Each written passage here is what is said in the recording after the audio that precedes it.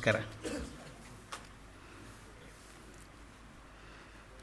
ನಿನ್ನೆ ದಿವಸ ಬುದ್ಧನ ಬಾಲ್ಯ ಮತ್ತು ಯೌವನಗಳನ್ನು ಗಮನಿಸ್ತಾ ತಂದೆ ಇವನಲ್ಲಿರುವಂಥ ಅನ್ಯಮನಸ್ಕತೆಯನ್ನು ಗಮನಿಸಿ ಮತ್ತು ಇವನ ಜೀವನಕ್ಕೆ ಚೈತನ್ಯ ತರಬೇಕು ಅಂತಂದಾಗ ಮದುವೆ ಮಾಡಬೇಕು ಅಂತ ತೀರ್ಮಾನ ಮಾಡ್ತಾರೆ.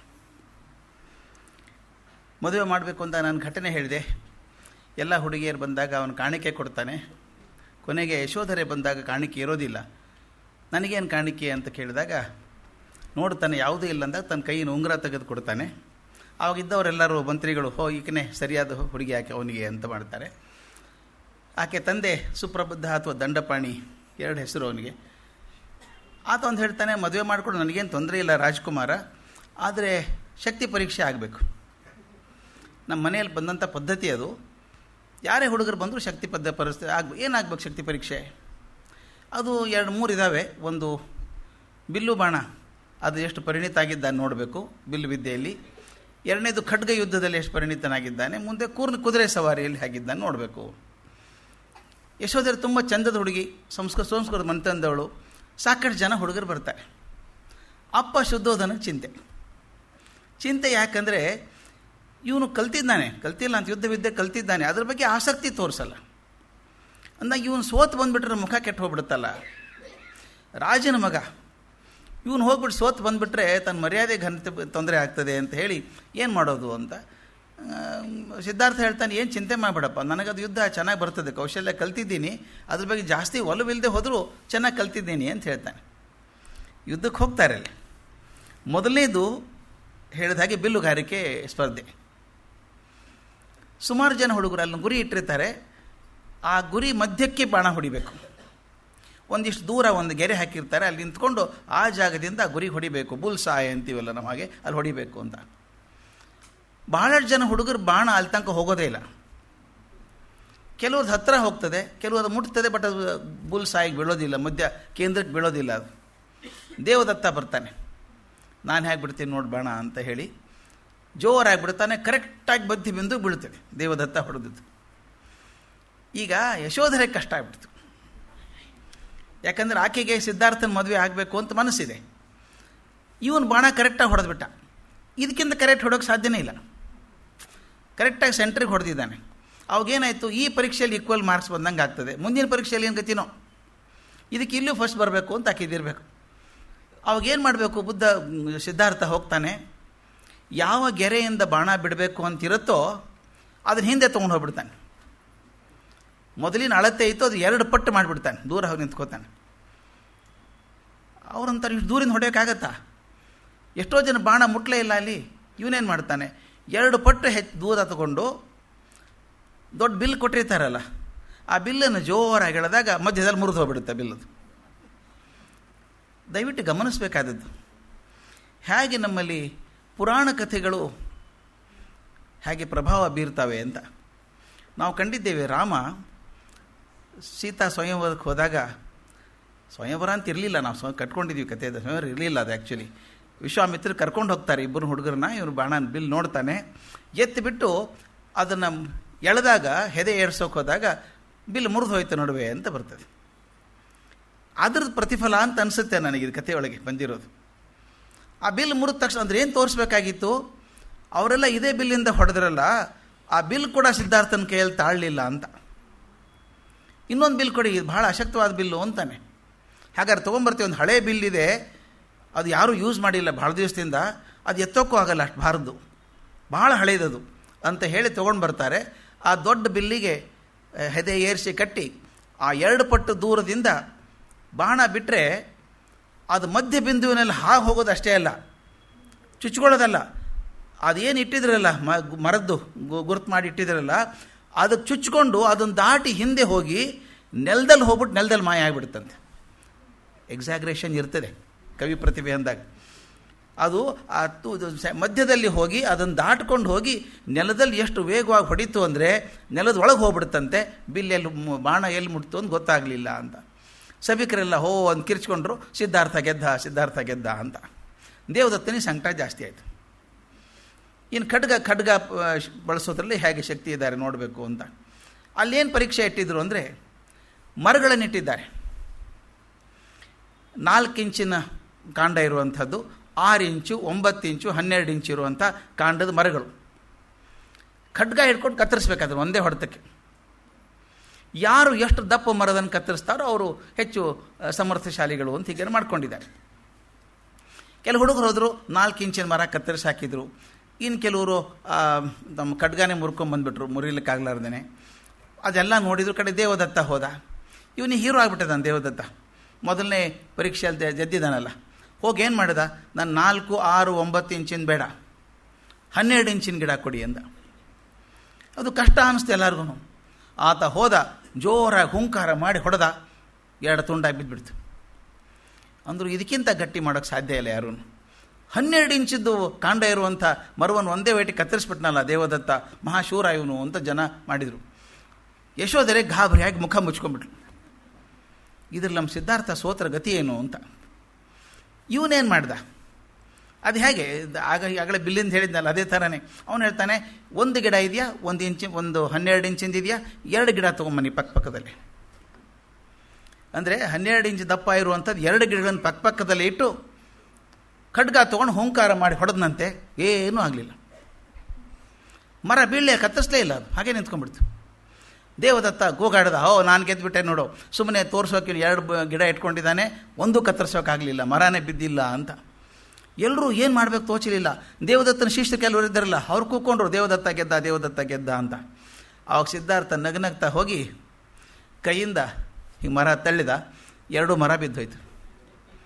ಅಂದರೆ ಎಷ್ಟು ಜೋರಾಗಿ ಹೊಡೆದಿದ್ದ ಅಂದರೆ ಬಹುಶಃ ಮರಕ್ಕೂ ಗೊತ್ತಾಗಿರಲಿಲ್ಲ ಕತ್ತರಿಸ್ಕೊಂಡದ್ದು. 2 ತುಂಡಾಗಿ ಹೋಗಿದ್ದಾವೆ, ಅಲ್ಲೇ ನಿಂತ್ಕೊಂಡ್ಬಿಟ್ಟಿದೆ ಒಂದರ ಮೇಲೆ ಒಂದು. ಹಾಗೆ ಈ ಕಥೆಗಳನ್ನು ಹಿಂದಿನ ಪುರಾಣದಲ್ಲೂ ಕೇಳಿದ್ದೀವಿ. ಇದನ್ನು ಅರ್ಜುನ ತನ್ನ ಬಿಲ್ಲು ತೋರಿಸೋದೊತ್ತಿಗೆ ತನ್ನ ಖಡ್ಗ ವಿದ್ಯೆ ತೋರಿಸ್ಬೇಕಾದ್ರೆ ಈಗ ಮರಕ್ಕೆ ಹೊಡೆದಾಗ ಮರ ಕತ್ತರಿಸಿದಾಗ ಹಾಗೇ ನಿಂತ್ಕೊಂಡಿತ್ತಂತೆ. ದ್ರೋಣಾಚಾರ್ಯ ಹೇಳ್ತಾರೆ, ಹೆಂಗೆ ಹೊಡೆದಿದ್ದ ಅಂದರೆ ಬಹುಶಃ ಹಾಗೆ ಬಿಟ್ಟಿದ್ರೆ ಗಿಡ ಬೆಳ್ಕೊಂಡ್ಬಿಡ್ತಿತ್ತೇನೋ. ಅಂದರೆ ಎಲ್ಲಿ ನಿಮ್ಮ ಕತ್ತರಿಸಿದ್ವು ಅಲ್ಲಿ ಬರೋಬ್ಬರಿ ಉಳ್ಕೊಂಡ್ಬಿಟ್ಟಿದೆ ಅದು ಹಾಗೇನೆ. ಹಾಗೆ ಅದೇ ಪ್ರತಿಫಲ ಇಲ್ಲಿ ಆಗುವಂಥದ್ದು. 2 ಮರಗಳನ್ನು ಒಂದೇ ಸಲ ಹೊಡೆದಾಗ 2 ಕತ್ತರಿಸೋಯ್ತು, ಬೀಳೂ ಇಲ್ಲ. ಕೊನೆಗೆ ಸಿದ್ಧಾರ್ಥ ಕೈಯಿಂದ ತಳ್ಳಿದಾಗ 2 ಮರ ಬಿತ್ತು. ಆಗ ಮತ್ತೆ ಜನ ಕೂತ್ಕೊಂಡ್ರು, ಸಿದ್ಧಾರ್ಥ ಗೆದ್ದ ಅಂತ. ಇದು ಗಮನಿಸಬೇಕಾದದ್ದು. ನಾನು ಆಗಲೇ ಹೇಳಿದ ಹಾಗೆ ರಾಮನ ಬಿಲ್ಲು ಮುರಿದ ಹಾಗೆ ಯಶೋಧರೆ ಮುಖ ಮುಚ್ಕೋತಾಳಲ್ಲ ದೇವದತ್ತ ಗೆದ್ದಾಗ. ಇದನ್ನು ದ್ರೌಪದಿ ಸ್ವಯಂವರದಲ್ಲಿ ಮಹಾಭಾರತದಲ್ಲಿ ಬರ್ತದೆ. ಶಿಶುಪಾಲ ಬಂದಿರ್ತಾನೆ. ಶಿಶುಪಾಲ ಬಂದಾಗ ಅವನು ಅಸಾಧ್ಯ ಪರಾಕ್ರಮಶಾಲಿ. ಅವನು ಬಂದಾಗ ದ್ರೌಪದಿ ಹೆದರಿ ಮುಖ ಮುಚ್ಕೊಂಡ್ಬಿಡ್ತಾಳೆ. ಇವನ್ನೆಲ್ಲಿ ಗೆದ್ದುಬಿಟ್ರೆ ಗತಿ ಏನಪ್ಪ ನಂದು ಅಂತ. ಅಂದರೆ ಯಾಕೆ ಈ ಮಾತನ್ನು ಹೇಳ್ತಿದ್ದೀನಿ ಅಂದರೆ, ಯಾವುದೇ ಒಬ್ಬ ಕವಿ, ಒಬ್ಬ ದಾರ್ಶನಿಕ ಬರೀಬೇಕಾದ್ರೆ ತನ್ನ ಮಣ್ಣಿನ ಹಿನ್ನೆಲೆಯಿಂದಾನೇ ಬರೀಬೇಕು. ತಾನು ಕಂಡದ್ದನ್ನು ಕೇಳಿದ್ದನ್ನು ಅನುಸರಿಸಬೇಕು. ಅದು ಎಷ್ಟು ಪ್ರಭಾವ ಬೀರುತ್ತೆ ಕಥೆಗಳು ಅಂತಂದರೆ ಇಲ್ಲೂ ಹೇಳ್ತಾರೆ. ಆಕೆ ಗಾಬರಿಯಾಗಿ ಯಶೋಧರೆ ಮುಖ ಮುಚ್ಕೊಂಡ್ಬಿಟ್ಲು, ಎಲ್ಲೇ ಸಿದ್ಧಾರ್ಥನಿಗೆ ಆಗೋದಿಲ್ವೇ ಇದು ಅಂತ. ಇನ್ನು ಕೊನೆಯದೊಂದು ಯುದ್ಧ ಇರುವಂಥದ್ದು ಕುದುರೆ ಸವಾರಿ. ಅವರೊಂದು ಕುದುರೆಯನ್ನು ಮತ್ತೆ ಬರೆಸ್ಬಿಟ್ಟಿದ್ದಾರೆ ಚೆನ್ನಾಗಿ. ಮೊದಲೇ ದಾಂಡಿಗ ಕುದುರೆ, ಅದು ಎತ್ತರದ ಕುದುರೆ, ಅದಕ್ಕೆ ಮತ್ತೆ ಬಂದುಬಿಟ್ಟಿದೆ. ಅದ್ರ ಹತ್ತಿರ ಹೋಗೋದೇ ಸಾಧ್ಯ ಇಲ್ಲ. ಎಷ್ಟರ ಮಟ್ಟಿಗೂ ಅಂದರೆ ಅದನ್ನು ಸಾಕಿದವನಿದ್ದಾನಲ್ಲ, ತರಬೇತಿ ಕೊಟ್ಟವನಿದ್ದಾನಲ್ಲ, ಅವನಿಗೂ ಹತ್ತಿರ ಬಿಡ್ತಾ ಇಲ್ಲ. ಅದು ಒದಿತದೆ, ಹಾರ್ತದೆ, ಜಿಗದ ಹಾರಾಡ್ತದೆ, ಹಿಡಿಯೋಕ್ಕೆ ಆಗ್ತಾಯಿಲ್ಲ ಅದನ್ನು. ಅದ್ರ ಉಗ್ರತೆ ನೋಡಿಬಿಟ್ಟು ಕೆಲವು ಹುಡುಗರು ಹೋದ್ರು ಹತ್ತಿರ. ಅದು ಹೊಡೆದ ತಕ್ಷಣ ಕೈ ಕಾಲು ಮುರ್ಕೊಂಡು ವಾಪಸ್ ಬಂದರು. ಜನ ಎಲ್ಲ ಹೋಗೋಕ್ಕೆ ಶುರು ಮಾಡಿದ್ರಂತೆ, ಬೇಡ ಇದು ಜೀವಹಾನಿ ಆಗ್ತದೆ, ಈ ಆಟ ನಿಲ್ಲಿಸ್ಬಿಡಿ, ಕುದುರೆ ಆಟ ಬೇಕಾಗಿಲ್ಲ ಅಂತ. ದೇವದತ್ತ ಹೋದ. ಕುದುರೆ ನಾನು ಅದನ್ನು ಸಾಧು ಮಾಡಿಬಿಡ್ತೇನೆ ಅಂತ ಹೋದ. ಹೋಗ್ಬಿಟ್ಟು ಆ 2 ಲಗಾಮ್ ಹಿಡಿಯೋಕ್ಕೆ ಹೋಗ್ತಾನೆ, ಲಗಾಮ್ ಸಿಗಲಿಲ್ಲ, ಓಡ್ತಾ ಇತ್ತು. ಆ ಕಿವಿ ಹಿಡ್ಕೊಂಡು ಜೋರಾಗಿ ಮೇಲೆ ಹತ್ತಿದಾಗ ಹಿಂದಿನ 2 ಕಾಲದ ಮೇಲೆ ಹಾರಿಸಿ ಬಿಸಾಕಿದರೆ ಅವನು ಎಷ್ಟೆತ್ರ ಹೋಗಿ ಬಿದ್ದಂತೆ. ಅದು ಕುದುರೆ ಸಿಟ್ಟಿಂದ ಹೋಗಿ ಮುಂಗಾಲಿಂದ ಒದೆಯೋಕ್ಕೆ ಹೋಗ್ತಿತ್ತು ಅವನು. ಅಷ್ಟರ ಮಟ್ಟಿಗೆ ಉಗ್ರ ಇತ್ತದು. ದೇವದತ್ತ ಕೂಡ ಬಂದ, ಸವಾರಿ ಮಾಡೋಕ್ಕಾಗಲಿಲ್ಲ ಅಂತ. ಆಗ ಸಿದ್ಧಾರ್ಥ ಹೋದ. ಎಲ್ಲರೂ ಗಾಬರಿಯಾಗಿ, ಬೇಡಪ್ಪ ಸಿದ್ಧಾರ್ಥ, ಹೆಂಗೂ 2ರಲ್ಲಿ ಗೆದ್ದಿದ್ಯಾ, ಇದು ಬೇಡ ನಿನಗೆ ಅಂದರು. ಇವನೇನು ಮಾಡ್ದ ಗೊತ್ತಾ, ಇದು ಬ್ಯೂಟಿಫುಲ್. ಅದು ಕುದುರೆ ಸ್ವಲ್ಪ ದೂರ ನಿಂತ್ಕೊಂಡು ಮಾತಾಡೋಕ್ಕೆ ಶುರು ಮಾಡಿದ ಕುದುರೆ ಹತ್ರ. ತನ್ನ ಮೆಲ್ಲಗಿನ ಧ್ವನಿಯಲ್ಲಿ, ಮೊದಲೇ ಪ್ರೀತಿ ತುಂಬಿದ ಧ್ವನಿ ಅವನು, ಅದರಲ್ಲಿ ಮಾತಾಡ್ತಾ ಹತ್ರ ಹೋದ. ಪ್ರಾಣಿಗಳಿಗೆ ಕೂಡ ಅಂತಃಕರಣ ಅರ್ಥ ಆಗ್ತದೆ.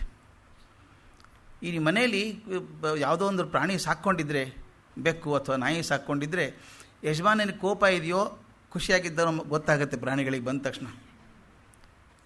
ಮಲ್ಕೊಂಡಿರ್ತಾವೆ ಮನೆಯಲ್ಲಿ, ಯಜಮಾನ ಸಿಟ್ಟಿಂದ ಹೋಗೋ ಕಡೆ ಅಂದ್ರೆ ಸೀದಾ ಹೋಗ್ಬಿಡ್ತದೆ ಅದು. ಯಾಕಂದರೆ ಗದ್ದಲ ಮಾಡೋದು ಉಪಯೋಗ ಇಲ್ಲ, ಸಿಟ್ಟಿದೆ ಯಜಮಾನನಿಗೆ ಅಂತ. ಹಾಗೆ ಬಹುಶಃ ಅವ್ನು ನಿಧಾನಕ್ಕೆ ಮಾತಾಡ್ತಾ ಅದನ್ನು ರಮಿಸ್ಕೊಂಡು ಹತ್ತಿರ ಹೋಗಿ ಹಣೆ ತಟ್ಟಿದ್ನಂತೆ. ನಿಂತ್ಕೊಳ್ತು, ಅದ್ರ ಹೆಗಲ ಮೇಲೆ ಕೈ ಹಾಕಿದ, ಬೆನ್ನ ಮೇಲೆ ಕೈ ಆಡಿಸಿದ, ನಿಧಾನ ಬೆನ್ನು ತಟ್ಟಿದ. ಅದೊಂಥರ ಸಾಕಿದ ಪ್ರಾಣಿ ಹಾಗೆ ಬಂದ ಪಕ್ಕದಲ್ಲಿ ನಿಂತ್ಕೊಂಡ್ಬಿಡ್ತು. ಇವನು ಹೊತ್ಕೊಂಡು ಸಂಭ್ರಮದಿಂದ ಓಡಾಡುತ್ತೆ ಎಲ್ಲ ಕಡೆನೂ. ಆದ್ದರಿಂದ ಅದನ್ನು ಗೆದ್ದ ಅಂತಾಯಿತು. 3 ಯುದ್ಧಗಳಲ್ಲಿ ಇವನು ಗೆದ್ದ ಅಂತ ಸಂತೋಷ ಆಯಿತು. ಯಶೋಧನಿಗೆ ಇವನಿಗೆ ಶುದ್ಧೋಧನಿಗೆ ಭಾರಿ ಸಂತೋಷ ಆಯಿತು. ಮದುವೆಯಲ್ಲಿ ಗೆದ್ದ ಮಾತು ಬೇರೆ, ಯುದ್ಧದಲ್ಲಿ ಸೋಲಿಲ್ಲಲ್ಲ ನನ್ನ ಮಗ. ಅಂದರೆ ಅವನು ಕಲ್ತದ್ದು ವೇಸ್ಟ್ ಆಗಿಲ್ಲ, ಯುದ್ಧ ವಿದ್ಯೆ ಕಲ್ತಿದ್ದು ವೇಸ್ಟ್ ಆಗಿಲ್ಲ. ಅಂದರೆ ಅವನ ಪ್ರಸಂಗ ಬಂದರೆ ಯುದ್ಧ ಮಾಡೋ ಶಕ್ತಿ ಇದೆ ಅಂದಂಗೆ ಆಯ್ತು ನನ್ನ ಮಗನಿಗೆ ಅಂದರು. ಸಂತೋಷ ಆಯಿತು. ಸಂಪ್ರದಾಯದಂತೆ ಎಲ್ಲ ಮದುವೆ ಮಾಡಿದರು. ಅವ್ರು ಎಷ್ಟು ಚೆಂದ ಬರೀತಾರೆ ಅದನ್ನು, ಪಾಲಿ ಭಾಷೆಯಿಂದ ಅನುವಾದ ಮಾಡಿದ್ದದು ಒಂಥರ. ಮಲ್ಲಿಗೆ ಹಿತವಾದ ಪರಿಮಳದ ಪುತ್ಥಳಿಯಂತೆ ಯಶೋಧರೆ ಸಿದ್ಧಾರ್ಥನ ಬಾಳಿನಲ್ಲಿ ಬಂದಳು ಅಂತ. ಆ ಮಾತನ್ನು ಭಾಳ ಇಷ್ಟ ಆದದ್ದು. ಅದು ಎಷ್ಟು ಚೆಂದ ಬರೀತಾರೆ ನೋಡ್ರಿ. ಮಲ್ಲಿಗೆ ಹಿತವಾದ ಪರಿಮಳದ ಪುತ್ಥಳಿಯಂತೆ, ಪರಿಮಳನೇ ಒಂದು ಆಕಾರದಲ್ಲಿ ಬಂತೇನೋ ಅನ್ನೋ ಹಾಗೆ ಆಕೆ ಯಶೋಧರೆ ಅವನ ಜೀವನದಲ್ಲಿ ಬಂದಳು ಅಂತ. ಮುಂದೆ 13 ವರ್ಷ ಮಾತ್ರ ಸಿದ್ಧಾರ್ಥನ ಜೀವನದಲ್ಲಿ ಅತ್ಯಂತ ಸಂತೋಷದ ಸಮಯ ಅದು. ಮದುವೆ ಆದಾಗ 16 ವರ್ಷ ಅವನಿಗೆ. 16ರಿಂದ 29 ವಯಸ್ಸು ತನಕ 13 ವರ್ಷ ತುಂಬ ಸಂತೋಷದಲ್ಲಿದ್ದ ಸಿದ್ಧಾರ್ಥ. ಒಳ್ಳೆ ಮನೆ, ಅಪ್ಪ ಅಮ್ಮ ಪ್ರೀತಿಯಿಂದ ನೋಡ್ಕೊಳ್ಳೋರು, ಸುಂದರಳಾದ ಹೆಂಡತಿ, ವಾತಾವರಣ, ಮನೆಯಲ್ಲಿ ಶ್ರೀಮಂತಿಕೆ ಇದೆ, ಸಂತೋಷ ಇದೆ. ಅದು ಅಲ್ಲದೆ ಶುದ್ಧೋಧನ ಏನು ಮಾಡಿದ ವ್ಯವಸ್ಥೆ ಅಂದರೆ, ನನ್ನ ಮಗ ಯಾವಾಗಲೂ ಸ್ವಲ್ಪ ಅನ್ಯ ಮನಸ್ಸನಾಗಿ ಒಬ್ಬನೇ ಕೂತ್ಕೊಂಡು ವಿಚಾರ ಮಾಡ್ತಿದ್ನಲ್ಲ, ಅವನು ಎಲ್ಲಿ ಸನ್ಯಾಸಿ ಆಗಿಬಿಡ್ತಾನೋ ಅಂತ ಹೆದರಿಕೆ ಇತ್ತಲ್ಲ, ಅದಕ್ಕೆ ಅವನು ಆಗಲಾರದ ಹಾಗೆ, ಅವನ ಮನಸ್ಸು ಅಧ್ಯಾತ್ಮದ ಕಡೆ ಹೋಗಲಾರದ ಹಾಗೆ ಸಂತೋಷವನ್ನು ತುಂಬಿಬಿಟ್ಟಿದ್ದ ಜೀವನದಲ್ಲಿ. ಬರೀ ಸಂತೋಷ ಸಿಗಬೇಕು ಅವನಿಗೆ. 13 ವರ್ಷ ಬುದ್ಧನೇ ಮುಂದೆ ಹೇಳುವ ಹಾಗೆ ಸುಖಲೋಲಪತಿಯಲ್ಲಿ ಮೆಂದು ಹೋಗಿದ್ದೆ ನಾನು ಅಂತ ಹೇಳ್ತಾನೆ. ಅಷ್ಟು ಸಂತೋಷ ಇತ್ತು. 13 ವರ್ಷ ಚೆನ್ನಾಗಿದ್ದ. ಆದರೆ ಇದು ಯಾವುದನ್ನು ಒತ್ತಾಯ ಮಾಡಿ ಬರ್ಸೋಕ್ಕಾಗಲ್ಲ. ನೀವೆಷ್ಟೇ ಹೊರಗಡೆ ವಾತಾವರಣ ಕೊಟ್ಟರೂ ಒಳಗಡೆ ಒಂದು ಚೈತನ್ಯ ಚಿಲ್ಮೆ ಇರ್ತದೆ. ಬುದ್ಧ ಇಷ್ಟೆಲ್ಲ ಸಂತೋಷ ಇದ್ದರೂ ಅಲ್ಲಲ್ಲಿ ದುಃಖದ ಎಳೆಗಳನ್ನು ನೋಡ್ತಿದ್ದ. ಈ ಹೊತ್ತಿಗೆ ಇನ್ನೊಂದು ಘಟನೆ ಆಯಿತು ಅವ್ನ ಮನಸ್ಸಿನ ಮೇಲೆ ಪ್ರಭಾವ ಆಗುವಂಥದ್ದು. ಅಂದರೆ ಅವನ ಅಜ್ಜಿ ಸುಲಕ್ಷಣೆ ತಾಯಿ ತೀರ್ಕೊಂಡಾಗ ಅಲ್ಲಿ ಹೋಗ್ತಾನೆ, ದೇವದಹಕ್ಕೆ ಹೋದಾಗ ನೋಡ್ತಾನೆ ಅಜ್ಜ ಒಂದೇ ಸಲ 20 ವರ್ಷ ಜಾಸ್ತಿ ವಯಸ್ಸಾದಂಗೆ ಆಗಿಬಿಟ್ಟಿದ್ದಾರೆ. ಇದು ಸಾಮಾನ್ಯವಾಗಿ ಎಲ್ಲ ಮನೆಯಲ್ಲಿ ಆಗೋದು. ಬಹಳ ವರ್ಷ ಜೊತೆಯಾಗಿದ್ದಂಥ ದಂಪತಿಗಳಲ್ಲಿ ಯಾರಾದರೂ ಒಬ್ಬರು ಹೋದರೆ ಇನ್ನೊಬ್ಬರಿಗೆ ಬಹಳ ಬೇಗ ವಯಸ್ಸಾದಾಗ್ಬಿಡುತ್ತೆ, ಭಾಳ ಬೇಗ ವಯಸ್ಸಾದಂಗೆ ಅನಿಸ್ಬಿಡುತ್ತದೆ. ಯಾಕಂದರೆ the partnership is so long. ಅದು ಭಾಳ ಕಷ್ಟ ಆಗಿಬಿಡುತ್ತದೆ.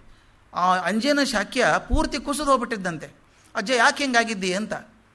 ಅಜ್ಜ ಒಂದೇ ಮಾತು ಹೇಳ್ದ, ನಾನು ಹೋಗಬೇಕಾಗಿತ್ತು ಆಕೆ ಜೊತೆಗೆ, ಆಗಲಿಲ್ಲ ಹೋಗೋದಕ್ಕೆ. ಅಂದರೆ ಮನುಷ್ಯ ಸಾವಿನ ಅಪೇಕ್ಷೆ ಮಾಡ್ತಾನೆ ಅನ್ನೋದೇ ಬುದ್ಧನಿಗೆ ಆಶ್ಚರ್ಯ ಆಗೋಯ್ತು. ಸಿದ್ಧಾರ್ಥನಿಗೆ ಆಶ್ಚರ್ಯ ಆಗೋದು, ಮನುಷ್ಯ ಸಾವನ್ನು ತಪ್ಪಿಸ್ಕೋತಾನೆ ಅಂತ ಅಂದ್ಕೊಂಡಿದ್ದ. ಅದು ಸಾವನ್ನು ಅಪೇಕ್ಷೆ ಮಾಡ್ತಾನಲ್ಲ ಮನುಷ್ಯ, ವಿಚಿತ್ರ ಅಲ್ವಾ ಇದು ಅನ್ನಿಸ್ತು.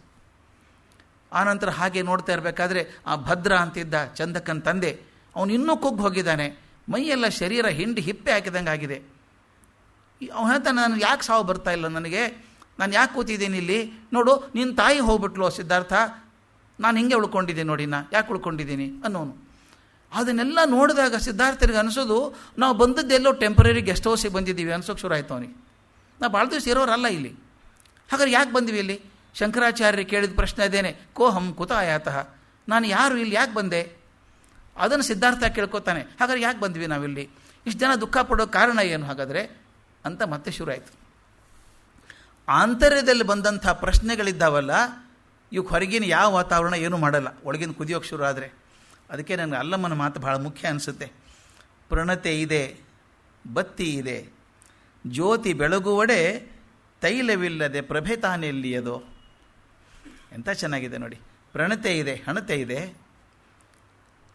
ಬತ್ತಿ ಇದೆ. ಬರೀ ಹಣತೆ ಬತ್ತಿ ಇದ್ದರೆ ಉರಿಯಲ್ಲ ಅದು. ತೈಲವಿಲ್ಲದೆ ಪ್ರಭೆ ತಾನೆಲ್ಲಿಯದೋ, ಒಳಗಿನ ಎಣ್ಣೆ ಇಲ್ಲದೆ ಹೋದರೆ ಅದು ಹೇಗೆ ಬರ್ತದೆ? ಮುಂದೆ ಹೇಳ್ತಾರೆ, ಗುರುವಿದೆ, ಲಿಂಗವಿದೆ, ದೈವ ಇದೆ, ಗುರು ಇದ್ದಾನೆ. ಶಿಷ್ಯನ ಸುಜ್ಞಾನ ಅಂಕುರಿಸದ ನಕ್ಕರ, ಶಿಷ್ಯನ ಸುಜ್ಞಾನ ಬೆಳೆಯೋ ತನಕನೂ ಭಕ್ತಿ ಎಲ್ಲಿಯದೋ. ಎಷ್ಟು ಚಂದದ ಮಾತಪ್ಪ. ಅಲ್ಲಂಬ ಪ್ರಭುಗೆ ಅಲ್ಲಂಬ ಪ್ರಭುನೇ ಸರಿ. ಅವನು ಹೇಳ್ತಾನೆ, ಗುರು ಇದ್ದಾನೆ, ಭಗವಂತ ಇದ್ದಾನೆ. ಆದರೆ ನಿನ್ನ ಮನಸ್ಸಿನೊಳಗೆ ಆ ಸುಜ್ಞಾನ ಅನ್ನೋದು ಬೆಳೀದೆ ಹೋದರೆ ಯಾವ ಲಿಂಗನೂ ಮಾಡೋಕ್ಕಾಗಲ್ಲ, ಯಾವ ಗುರುನೂ ಮಾಡೋಕ್ಕಾಗಲ್ಲ. ಇದು ಮುಖ್ಯ, ಒಳಗಿಂದ ಬರಬೇಕು ಅಂತ. ಇದು ಒಳಗಡೆ ತುಡಿತಾ ಇತ್ತು ಸಿದ್ಧಾರ್ಥನಿಗೆ. ಆ ಕಡೆ ಮನಸ್ಸು ತುಡಿತಾ ಇತ್ತು. ಒಂದು ಸಣ್ಣ ನೋವು ಕಾಣಿಸಿದ್ರು ಸಾಕು, ಅಯ್ಯೋ ಹಾಗಾದ್ರೆ ಹುಡುಕ್ಬೇಕು, ನೋವಿಗೆ ಕಾರಣ ಹುಡುಕಬೇಕು ಅಂತ. ಆ ಒಳಗಿನ ಪ್ರಭೆ ಉಕ್ತಾ ಇತ್ತಲ್ಲ, ಅದಕ್ಕೆ ಹೇಳ್ತಾರೆ, ಸೋಹಂ ಎಂಬುದ ಕೇಳಿ ದಾಸೋಹವ ಮಾಡದಿದ್ದರೆ ಅತಿಗೆಳುವ ಗುಹೇಶ್ವರ ಅಂತ. ಹಾಗೆ ಇವನು ಕಷ್ಟದಲ್ಲೇ ಬೆಳೆದಿದ್ದರೆ ಆಘಾತಕಾರಿ ಆಗ್ತಿರ್ಲಿಕ್ಕಿಲ್ಲ. ನಿನ್ನೆ ನಾನು ಹೇಳಿದೆ, ಸಂತೋಷದಲ್ಲಿದ್ದಾಗ ಒಂದೇ ಸಲ ದುಃಖ ಕಂಡಾಗ ಶಾಕ್ ಆಗ್ತಿತ್ತು ಅವನಿಗೆ. ಆ ಹೊತ್ತಿಗೆ ಅವನಿಗೊಬ್ಬ ಸುಂದರನಾದ ಮಗ ಹುಟ್ಟಿದ. ಅವನಿಗೆ ರಾಹುಲ ಭದ್ರ ಅಂತ ಹೆಸರಿಟ್ಟರು, ಪ್ರೀತಿಯಿಂದ ರಾಹುಲ ಅಂತ ಕರೀತಾ ಇದ್ರು. ಈ ಹೊತ್ತಿಗೆ ತಂದೆ ಆರೋಗ್ಯ ಕೆಡ್ತಾ ಇತ್ತು, ಶುದ್ಧೋಧನ ಆರೋಗ್ಯ ಕೆಡ್ತಾ ಇತ್ತು. ಅವನಲ್ಲೂ ವೃದ್ಧಾಪ್ಯದ ದಟ್ಟ ಲಕ್ಷಣಗಳು ಕಾಣಿಸ್ತಾ ಇತ್ತು. ಒಂದು ಸಲ ಸಿದ್ಧಾರ್ಥ ವಿಚಾರ ಮಾಡಿದ, ನಮ್ಮಪ್ಪ ಎಷ್ಟು ಚೆಂದಾಗಿದ್ದರು ನೋಡಿದಾಗ ನಾನು, ಈಗ ತುಂಬ ವಯಸ್ಸಾದಂಗೆ ಕಾಣಿಸ್ತಾರೆ. ಬಹುಶಃ ನನಗೂ ವಯಸ್ಸಾಗಿಬಿಡುತ್ತೆ ಸ್ವಲ್ಪ ದಿವಸಕ್ಕೆ, ನಾನು ಸತ್ತು ಹೋಗ್ಬಿಡ್ತೀನಿ. ಆದರೆ ಮನುಷ್ಯನ ದುಃಖಕ್ಕೆ ಕಾರಣ ಏನು, ಅದನ್ನು ತೆಗೆಯೋದು ಹೇಗೆ ಅಂತ ಕಂಡು ಹಿಡಿಯೋದು ಯಾವಾಗ? ನಾನು ಹಿಂಗೆ ಕೂತ್ಕೊಂಡ್ಬಿಟ್ರೆ, ಇಲ್ಲಿ ಕೂತ್ಕೊಂಡ್ರೆ ಆಗಲ್ಲ. ಈ ಸುಖದಲ್ಲಿ ಮುಳುಗಿ ಹೋಗ್ಬಿಡ್ತೀನಿ ನಾನು, ಹೊರಗೆ ಹೋಗ್ಬೇಕಿನ್ನ, ದಾಟಿ ಹೋಗಬೇಕು. ಸನ್ಯಾಸಿನ ಕಂಡಿದ್ದ ಹುಡುಗಾಗಿದ್ದ ಒಬ್ಬನ್ನ, ನಾನು ಹಾಗೆ ಆಗ್ಬಿಡಬೇಕು ಅಂತ ಅನ್ನಿಸ್ತು. ಅವನು ಹೇಳಿದ, ಪ್ರಯತ್ನ ಮಾಡಿದರೆ ಆಗೋಲ್ಲ ಸನ್ಯಾಸ, ಇದು ಬಹಳ ಮುಖ್ಯ. ಗಂಡ ಹೆಂಡತಿ ಇದ್ದರು. ಹೆಂಡತಿ ಬಂದು ದಿನ ಹೇಳೋ ಗಂಡನಿಗೆ, ನನ್ನ ತಮ್ಮನಿಗೇನಾದರೂ ಹೇಳ್ರಿ, ನನ್ನ ತಮ್ಮನಿಗೇನಾದರೂ ಹೇಳ್ರಿ. ಯಾಕೆ ನಿನ್ನ ತಮ್ಮನಿಗೇನಾಗಿದೆ ಅಂತ ಕೇಳಿದ. ಸನ್ಯಾಸ ತಗೋತೀನಿ ಅಂತಾನೆ, ಸನ್ಯಾಸ ತಗೋತೀನಿ ಅಂತಾನೆ. ನೀನು ಹೇಳಬೇಕು, ನಾ ಹೇಳಿ ಸಾಕಾಯಿತು. ಅಪ್ಪ ಅಮ್ಮ ಹೇಳಿದರು, ನಾನು ಹೇಳಿದೆ, ಬೇಡ ಕಣೋ ಸನ್ಯಾಸ ಅಂತ ಹೇಳ್ತೀನಿ, ಕೇಳಲ್ಲ, ತಗೋತೀನಿ ಅಂತಾನೆ ಅಂತ. ಗಂಡ ಹೇಳಿದೆ, ಏನು ಹೇಳೋಕ್ಕೋಬೇಡ, ಸನ್ಯಾಸ ತಗೋತೀನಿ ತೊಗೊಳಲ್ಲ ಅವ್ರು ಯಾರು. ಹೇಳಿದೆ, ಹೇಳಿ ಅಂತ ಹೆಂಡತಿ ಬಹಳ ಕಾಡ್ತಾ ಇದ್ಲಲ್ಲ, ದಿನ ಹೇಳು ನೋಡಿ, ಒಂದು ಮಾತು ಹೇಳಿ ನೋಡಿ, ನೀವು ಹೇಳಿ ನೋಡಿ, ನಿಮ್ಮ ಬಗ್ಗೆ ಭಾಳ ಗೌರವ ಇದೆ ಅವನಿಗೆ ಅಂತ. ಒಂದು ದಿವಸ ಹೆಂಡ್ತಿ ಹೇಳಿದ ತಕ್ಷಣ ಏನು ಮಾಡ್ದ ಗಂಡ ಗೊತ್ತಾ? ಹೌದಲ್ಲ ಅಂದ, ಎದ್ದ, ಪಟ ಜಾಡಿಸ್ಕೊಂಡ. ಇವತ್ತಿಂದ ನಾನು ಮನೆ ಬಿಟ್ಟು ಹೋದೆ, ಸನ್ಯಾಸಿ ಆಗಿ ಹೋಗ್ಬಿಡ್ತೀನಿ ಅಂತ ಹೋಗ್ಬಿಟ್ಟು ಅವನೇ ಹೋಗ್ಬಿಟ್ಟ. ತಮ್ಮ ಹಾಗೆ ಕೂತಿದ್ದ ಮನೆಯಲ್ಲಿ. ಸನ್ಯಾಸ ಅನ್ನೋದು ತಕ್ಕನೆ ಬರುವಂಥದ್ದದು, ಪ್ರಿಪೇರ್ ಮಾಡಿ ಪ್ಲ್ಯಾನ್ ಮಾಡಿ ಪ್ರಪೋಸಲ್ ಇಟ್ಟು ಬರೋದಲ್ಲ ಅದು. ಸನ್ಯಾಸ ಅನ್ನೋದು ಮನಸ್ಸು ಪಕ್ವತೆ ಆದಾಗ ಬರುವಂಥದ್ದು. ಸಿದ್ಧಾರ್ಥ ಅಂದ, ಹಿಂಗೆ ಕೂತ್ಕೊಂಡು ಲೆಕ್ಕ ಹಾಕಿದ್ರೆ ಹಾಕೋಲ್ಲ ಅಂದ, ಇವತ್ತು ರಾತ್ರಿನೇ ಹೊರಟು ಬಿಡಬೇಕು ಅಂತ ಪ್ಲ್ಯಾನ್ ಮಾಡಿದ. ಮಾಡಿಬಿಟ್ಟು ಏನು ಮಾಡಿದ, ಒಂದು ಚೀಲದಲ್ಲಿ ಕೆಲವು ಸಾಮಗ್ರಿಗಳನ್ನು ಹಾಕ್ಕೊಂಡ, ಯಾರಿಗೂ ಗೊತ್ತಿಲ್ಲ. ರಾತ್ರಿ ಎದ್ದ, ಅದೇ ಹೇಳಿದ್ನಲ್ಲ, ಬುದ್ಧ ಜಗವೆಲ್ಲ ಮಲಗಿಲ್ಲರು ಇವನೊಬ್ಬನೆದ್ದ ಅಂತ. ರಾತ್ರಿ ಎದ್ದ, ಹೊರಟು ಬಿಡಬೇಕು. ಆದರೂ ಮನಸ್ಸು ಎಳೀತದಲ್ಲ, ಹೆಂಡತಿ ಮಗು ಮಲ್ಕೊಂಡಿದ್ದಾರೆ ಹಾಸಿಗೆ ಮೇಲೆ, ಒಂದು ಸಲ ನೋಡಬೇಕು ಅನ್ನಿಸ್ತು. ಕೋಣೆಯಲ್ಲಿ ಹೋಗಿ ನೋಡ್ದ, ಮಲ್ಕೊಂಡಿದ್ದಾರೆ, ನಿಶ್ಚಿಂತೆಯಿಂದ ಮಲ್ಕೊಂಡಿದ್ದಾಳೆ ಯಶೋಧರೆ. ಪಕ್ಕದ ಸುಂದರವಾದ ಮಗು ಮಲ್ಕೊಂಡಿದೆ. ಮಾತಾಡಿಸ್ಲಾ ಅಂತ ಅನ್ಕೊಂಡ. ಮಾತಾಡ್ಸಿದ್ರೆ ಹೆಂಡತಿ ಬಿಡ್ತಾಳ, ಅಳ್ತಾಳೆ, ದುಃಖದ ಹೇಳ್ತಾಳೆ, ಹಾಗಾಯಿತು ಹೀಗಾಯಿತು ಅಂತಾಳೆ. ಅಪ್ಪ ಅಮ್ಮ ಬರ್ತಾರೆ, ಅವರು ಅಳ್ತಾರೆ. ದುಃಖದ ಕಟ್ಟೆಯನ್ನು ಒಡ್ಡಿಬಿಟ್ಟು ನಾನು ಹೋಗೋದಕ್ಕೆ ಬಿಡಲ್ಲ, ಇವರು ಅಡ್ಡ ಆಗಿಬಿಡ್ತಾರೆ. ಅಲ್ಲೇ ಮನಸ್ಸಲ್ಲಿ ಕ್ಷಮೆ ಕೇಳಿದ ಯಶೋಧರೆಗೆ. ಹೊರಟುಬಿಟ್ಟು ಹೊರಗಡೆ ಹೋಗಿ ಚಂದಕ ಇದ್ನಲ್ಲ ಸಾರಥಿ, ಅವನ ಕಡೆ ಹೋಗಿ, ಕಂಥಕ ಅಂತ ತೊಗೊಂಬಪ್ಪ. ಕಂಥಕ ಅಂದ್ರೆ ಅವನ ಪ್ರೀತಿ ಕುದುರೆ, ಮರಿಯಿದ್ದಾಗಿನಿಂದ ಬೆಳೆದದ್ದು ಅವನ ಜೊತೆಗೆ. ಕಂಥಕ ತೊಗೊಂಡ್ಬಾ ಅಂತ. ಯಾಕೀಗ ಅಂತ, ನೀ ಪ್ರಶ್ನೆ ಕೇಳಬೇಡ, ಬಂದ್ಬಿಡು, ತಕ್ಷಣ ಬರಬೇಕು. ಆ ಕುದುರೆ ತಂದ. ಕಂಥಕನಿಗೂ ಚಂದಕನಿಗೂ ಗೊತ್ತಿಲ್ಲ ಎಲ್ಲಿ ಹೋಗ್ತಿದ್ದೀವಿ ಅಂತ. ನನ್ನ ಹಿಂದೆ ಕೂತ್ಕೊ ನೀನು ಕುದುರೆ ಮೇಲೆ ಅಂತ ಹೇಳಿ ಇವನೇ ಓಡಿಸೋಕೆ ಶುರು ಮಾಡಿದ ಕುದುರೆ. ಬೆಳಗಾಗುವವರೆಗೂ ಕುದುರೆ ಓಡಿಸಿದ್ದಾನೆ. ಅನೋಮ ಅಂತ ಒಂದು ನದಿ ಬರ್ತದೆ. ಅನೋಮ ನದಿ ದಂಡೆಗೆ ಬಂದು ಅಲ್ಲಿ ನಿಂತ್ಕೊಂಡು ಚಂದಕ್ಕೆ ಹೇಳಿದ ಇಳಿಯನ್ನು, ನಾನು ನಿನ್ನ ಮುಂದೆ ಹೋಗಲ್ಲ, ಈ ಒಂದು ಕ್ಷಣ ನೀನು ಮಾತು ಕೇಳ್ಕೊಂಬಿಡು. ನಾನೀಗ ಮನೆ ಬಿಟ್ಟು ಹೋಗ್ತಾ ಇದ್ದೀನಿ, ಸನ್ಯಾಸ ತೊಗೊಂಡು ಹೋಗ್ತಾ ಇದ್ದೀನಿ, ಇರು ನೀನು ಅಂತ ಹೇಳಿ ತನ್ನ ಹಾಕ್ಕೊಂಡಂಥ ರಾಜ ಪೋಷಾಕಗಳನ್ನೆಲ್ಲ ಬಿಚ್ಚಿ ಅವತನಿಗೆ ಕೊಟ್ಟು ಚೀಲದಲ್ಲಿ ತಾನು ಕಷಾಯ ವಸ್ತ್ರ ತಂದುಬಿಟ್ಟಿದ್ದಾನೆ. ಕಷಾಯ ವಸ್ತ್ರ ಹಾಕ್ಕೊಂಡ. ಒಂದು ಕಿರುಗತ್ತಿ ಇತ್ತು ಅದರೊಳಗೆ, ಅದರಿಂದ ತನ್ನ ಕೂದಲ ಎಲ್ಲ ಕತ್ತರಿಸ್ಕೊಂಬಿಟ್ಟ. ಸೊಟ್ಟ ಹೇಗೋ ಕತ್ತರಿಸ್ಕೊಂಬಿಟ್ಟ, ಸನ್ಯಾಸಿ ಆಗಬೇಕಲ್ಲ. ಅಷ್ಟು ಚಂದದ ಹುಡುಗ, ಎಷ್ಟು ಚಂದ ಕಾಣಿಸೋನು. ಕೂದಲೆಲ್ಲ ಕತ್ತರಿಸ್ಕೊಂಡು ಕಷಾಯ ವೇಷ ಹಾಕ್ಕೊಂಡು ಆ ಚೀಲದಲ್ಲಿ ಭಿಕ್ಷಾ ಪಾತ್ರೆಯನ್ನು ತಂದುಬಿಟ್ಟಿದ್ದಾನೆ. ಆ ಚೀಲ ಕೂಡ ಕೊಟ್ಬಿಟ್ಟ. ಇದರಲ್ಲಿ ಹಾಕ್ಕೊಂಡು ಹೋಗ್ಬಿಟ್ಟಿದ್ದಾನೆ ಬಟ್ಟೆ ಎಲ್ಲ. ಮನೆಗೆ ಹೋಗಿ ಎಲ್ರಿಗೂ ಹೀಗೆ ನಾನು ಹೋಗಿದ್ದೀನಿ, ಸನ್ಯಾಸಿಯಾಗಿ ಹೋಗ್ತೀನಿ, ನಾನು ಹುಡುಕೋದಕ್ಕೆ ಯಾರೂ ಬರಬೇಡಿ ಅಂಥೇಳಿ ಎಲ್ರಿಗೂ ನನ್ನ ಕ್ಷಮೆ ಕೇಳು ಅಂತ ಹೇಳಿದ. ಅವನು ಚಂದಕ್ಕೆ ಬಿಕ್ಕಿ ಅಳೋಕೆ ಶುರು ಮಾಡಿದ. ಹುಡುಗನಾಗಿದೆ ಎತ್ತಿ ಆಡಿಸಿದಂಥ ಮನುಷ್ಯ ಆತ. ಯಾಕೆ ಹೋಗ್ತೀಯಪ್ಪ, ಹೋಗಬೇಡ, ಇಲ್ಲೇ ತಪಸ್ಸು ಮಾಡು ಅಂದ. ಇಲ್ಲಿ ಆಗೋಲ್ಲ ನನ್ನ ಕಡೆಯಿಂದ, ಈ ಪ್ರೀತಿಯೊಳಗೆ ಬಂಧದೊಳಗೆ ನನಗೆ ಆಗೋಲ್ಲ, ಬಂಧ ಬಿಟ್ಕೊಂಡು ಹೋದಾಗಲೇ ಆಗಬೇಕು ನಾನು ಅಂತ ಹೇಳಿ ಹೊರಟೇ ಬಿಟ್ಟ. ಚಂದಕ ಹತ್ಕೊಂಡು ಆ ಕಂಥಕನ್ನು ತೊಗೊಂಡು ಬರ್ತಾನೆ, ಊರಿಗೆ ಬರ್ತಾನೆ. ಬೆಳಗ್ಗೆ ವಾಪಸ್ ಬರೋ ತನಕ ಮಧ್ಯಾಹ್ನ ಆಗಿರುತ್ತೆ. ಅಷ್ಟೊತ್ತಿಗೆ ಬೆಳಗ್ಗೆ ಎದ್ದು ನೋಡ್ತಾರೆ, ಯಶೋಧರೆ ಇಲ್ಲ, ಎಲ್ಲಿ ಹೋಗಿದ್ದಾನೆ? ಸಾಮಾನ್ಯವಾಗಿ ನೋಡೋ ಸ್ಥಳದಲ್ಲಿ ನೋಡಿದರು, ಎಲ್ಲ ಕಡೆ ಹುಡುಕಾಡಿದರು, ಎಲ್ಲೂ ಇಲ್ಲ. ಆಗ ಬಂದ ಚಂದಕ. ಶುದ್ಧೋಧನ ಕೇಳ್ತಾನೆ, ನೀನು ನೋಡಿದೇನೋ ಅವನ್ನ ಅಂತ. ನೋಡೋದಲ್ಲ, ಅವನ ಜೊತೆಗೆ ಇದ್ದೆ ನಾನು ಇಷ್ಟು ತನಕನೂ ಅಂತ ಹೇಳ್ತಾನೆ. ಹೇಳಿ ಹಿಂಗಾಯಿತು, ಮಗ ಸನ್ಯಾಸಿಯಾಗಿ ಹೋದ ಅಂದಾಗ ಕಲ್ಪನೆ ಮಾಡಿಕೊಳ್ಳಿ ಆ 3 ಜನರ ಮನಸ್ಸಲ್ಲಿ ಏನೇನಾಗಿರಬೇಕು ಅಂತ. ಮೊದಲನೇದ್ದು ಅಪ್ಪ, ಅವನಿಗೆ ದುಃಖ ಆಯಿತು, ಅದಕ್ಕಿಂತ ಹೆಚ್ಚು ಪಟ್ಟು ಕೋಪ ಬಂತು. ಇವನು ಶಾಕ್ಯ ಮನೆತನದ ಚಕ್ರವರ್ತಿ ಆಗ್ತಾನೆ ಅಂತ ನಾನು ಅಂದ್ಕೊಂಡ್ರೆ ಹೇಳಿ ಹಾಗೆ ಸನ್ಯಾಸಿಯಾಗಿ ಹೋದ ಅವನು. ನಮ್ಮ ಮನೆತನಕ್ಕೆ ನಾಲ್ಕೆ ಅವನು ಅಂತಾನು ಹಾಗೆ ಬೇಜಾರಾಯಿತು ಅವನಿಗೆ. ಅದರ ಸಂಕಟನೂ ಇದೆ, ಮಗ ಹೋಗ್ಬಿಟ್ನಲ್ಲ, ಎಲ್ಲಿ ಹೋದ, ಹೆಂಗೆ ಒದ್ದಾಡ್ತಾನವನು, ಇಟ್ಟು ಸುಕುಮಾರವಾಗಿ ಬೆಳೆದಂಥ ಮನುಷ್ಯ ಎಲ್ಲಿ ಕಾಡಲ್ಲಿ ಹೇಗಿರ್ತಾನೆ ಅಂತ ದುಃಖ ಇದೆ, ಕೋಪ ಇದೆ. ತಾಯಿಗೆ ದುಃಖ ಮಾತ್ರ ಇದೆ, ಪ್ರಜಾಪತಿ ಗೌತಮಿಗೆ ದುಃಖ ಮಾತ್ರ. ಯಾಕೆ ಹೋದ ನನ್ನ ಮಗ, ನಮ್ಮ ಪ್ರೀತಿ ಕಡಿಮೆ ಆಯಿತೋ ಏನಾಯಿತು ಅಂತ ಒದ್ದಾಡ್ತಾಳೆ. ಯಶೋಧರೆ ಪರಿಸ್ಥಿತಿ ಏನಾಗಿರಬೇಕು? ಸಣ್ಣ ವಯಸ್ಸಿನ ಹೆಂಗಸು, ಮಗು ಇದೆ, ಹೆಂಗೆ ಬಿಟ್ಟು ಹೋದ ನನ್ನ ಅಂತ ಆಕೆಗೆ ಆಘಾತ ಆಗಿರಬೇಕಲ್ಲ. ಬರೀ ದುಃಖ ಒಂದೇ ಅಲ್ಲ, ಆಘಾತ. ಕಲ್ಪನೆ ಕೂಡ ಮಾಡಿಲ್ಲ ಆಕೆ ಗಂಡ ಬಿಟ್ಟು ಹೋಗ್ತಾನೆ ಅಂತ. 13 ವರ್ಷ ಸಂತೋಷವಾಗಿದ್ದಾರೆ. ಅಂತೂ ಸಂತೋಷವಾಗಿದ್ದಾಗ ಟಕ್ಕಂತೆ ಮನೆ ಬಿಟ್ಟು ಹೋಗ್ಬಿಟ್ರೆ ಏನೂ ಕೇಳದೆ ಆಕೆ ಇನ್ನೊಂದು ತನಗೆ ಬಹಳ ಅಪಚಾರ ಆಯಿತು ಅನ್ನಿಸ್ತು ಆಕೆಗೆ. ಹೋಗುವಾಗ ಒಂದು ಮಾತು ಹೇಳಿ ಹೋಗಲಿಲ್ಲ ನನಗೆ ಹೋಗಬೇಕಾದ್ರೆ, ತನಗೆ ಮೋಸ ಆಯಿತು ಅನ್ನಿಸ್ತು. ಆ ದುಃಖ, ದುಗುಡ, ದುಮ್ಮಾನ, ಆತಂಕ ಎಲ್ಲರೂ ಒದ್ಕೊಂಡು ಮನೆ ಅನ್ನೋದು ಸ್ಮಶಾನ ಮೌನ ಆಗೋಯ್ತು. ಎಲ್ಲ ದುಃಖದಲ್ಲಿದ್ದಾರೆ ಎಲ್ಲರೂ. ಏನು ಪಾರು ಮಾಡೋದು? ಇದನ್ನು ಮಹಾಭಿನಿಷ್ಕ್ರಮಣ ಅಂತ ಕರೀತಾರೆ ಬೌದ್ಧ ಧರ್ಮದಲ್ಲಿ. ಮನೆ ಬಿಟ್ಟು ಹೋಗುವಂಥದ್ದು ಮಹಾಭಿನಿಷ್ಕ್ರಮಣ ಅಂತ ಹೋದ. ಸಿದ್ಧಾರ್ಥ ಹೋದ, ಇಲ್ಲಿ ಒದ್ದಾಟ ನಡೆದಿತ್ತು. ಮುಂದೆ ಹೋಗಿ ಎಲ್ಲಿ ಹೋಗಬೇಕು ಅವನು? ನಾನು ಮೊನ್ನೆ ಹೇಳಿದ ಹಾಗೆ ಉಪನಿಷತ್ ಪರಂಪರೆಯ ಹಾಗೆ ಅವನು ಅದರಲ್ಲೇ ಬೆಳೆದವನು. ಆದ್ದರಿಂದ going from the known to the unknown, ತನಗೆ ಗೊತ್ತಿರೋ ಪದ್ಧತಿಯಿಂದ ಗೊತ್ತಿಲ್ಲದನ್ನು ಹುಡುಕಬೇಕು. ಅವನು ಹೇಳಿದ ಮೊದಲು ಗುರುಗಳ ಕಡೆ ಹೋಗ್ಬೇಕು ನಾನು. ಯಾರು ಗುರುಗಳು ಹೋಗಬೇಕು? ಶುದ್ಧೋಧನಗೂ ಗುರುಗಳಾಗಿದ್ದಂಥ ಆರಾಢ ನಮ್ಮ ಕಾಲಾಮನ ಕಡೆ ಹೋದ. ಕಾಲಾಮ ಸಾಂಖ್ಯಶಾಸ್ತ್ರದಲ್ಲಿ ಪ್ರವೀಣನಾಗಿದ್ದವನು. ಅವನು ಹೋಗಿ ಹೇಳ್ಕೊಂಡ, ನಾನು ಬಂದಿದ್ದೇನೆ, ನಾನು ಮನೆ ಬಿಟ್ಟು ಬಂದಿದ್ದೇನೆ, ಸನ್ಯಾಸಿಯಾಗಿ ಬಂದಿದ್ದೇನೆ, ಆದ್ದರಿಂದ ನನಗೆ ಸಾಂಖ್ಯಶಾಸ್ತ್ರ ಕಲಿಸು. ಅವನು ಸಾಕಷ್ಟು ಚೌಕಾಸಿ ಮಾಡ್ತಾನೆ, ಯಾಕೆ ಬಿಟ್ಟು ಬಂದ್ಯಪ್ಪ ನೀನು? ಸಾಂಖ್ಯ ಕಲಿಬೇಕಂದ್ರೆ ಅಲ್ಲೇ ಕಲಿಸ್ಬೋದಾಗಿತ್ತಲ್ಲ, ಇಲ್ಲಿ ಯಾಕೆ ಬಂದೆ ನೀನು ಅಂತ. ಇಲ್ಲ, ನನ್ನ ಉದ್ದೇಶ ಹಿಂಗಿದೆ ಅಂತ. ಗುರುಗಳು ಎಷ್ಟು ಒಳ್ಳೆಯವರಿದ್ದರು ನೋಡಿ ಆಗಿನ ಕಾಲದಲ್ಲಿ. ಕಾಲಾಮ ಹೇಳ್ತಾನೆ, ನೋಡು ಮಗು, ನೀನೇನೋ ಕಲಿಬೇಕು ಅಂತ ಬಂದಿದ್ದೀಯಾ, ಜನರ ನೋವನ್ನು ಹೇಗೆ ತಣಿಸ್ಬೇಕು ಅಂತ ಕಂಡ್ಕೊಳ್ಳೋಕೆ ಬಂದಿದ್ದೀಯಾ ನೀನು. ಅದರ ಔಷಧಿ ನನ್ನ ಕಡೆ ಇಲ್ಲ ಮಗು. ನಾನು ಕಲಿಸೋದು ಸಾಂಖ್ಯವನ್ನು ಮಾತ್ರ ಕಲಿಸ್ತೇನೆ, ಇದು ಬೇಕಾದರೆ ಕಲಿ. ಇಲ್ಲ, ಕಲಿತೀನಿ ಸ್ವಲ್ಪ ಅಂದ. 1-2 ತಿಂಗಳು ಅವ್ರ ಜೊತೆಗಿದ್ದ, ಸಾಂಖ್ಯವನ್ನು ಸ್ವಲ್ಪ ಕಲಿತ.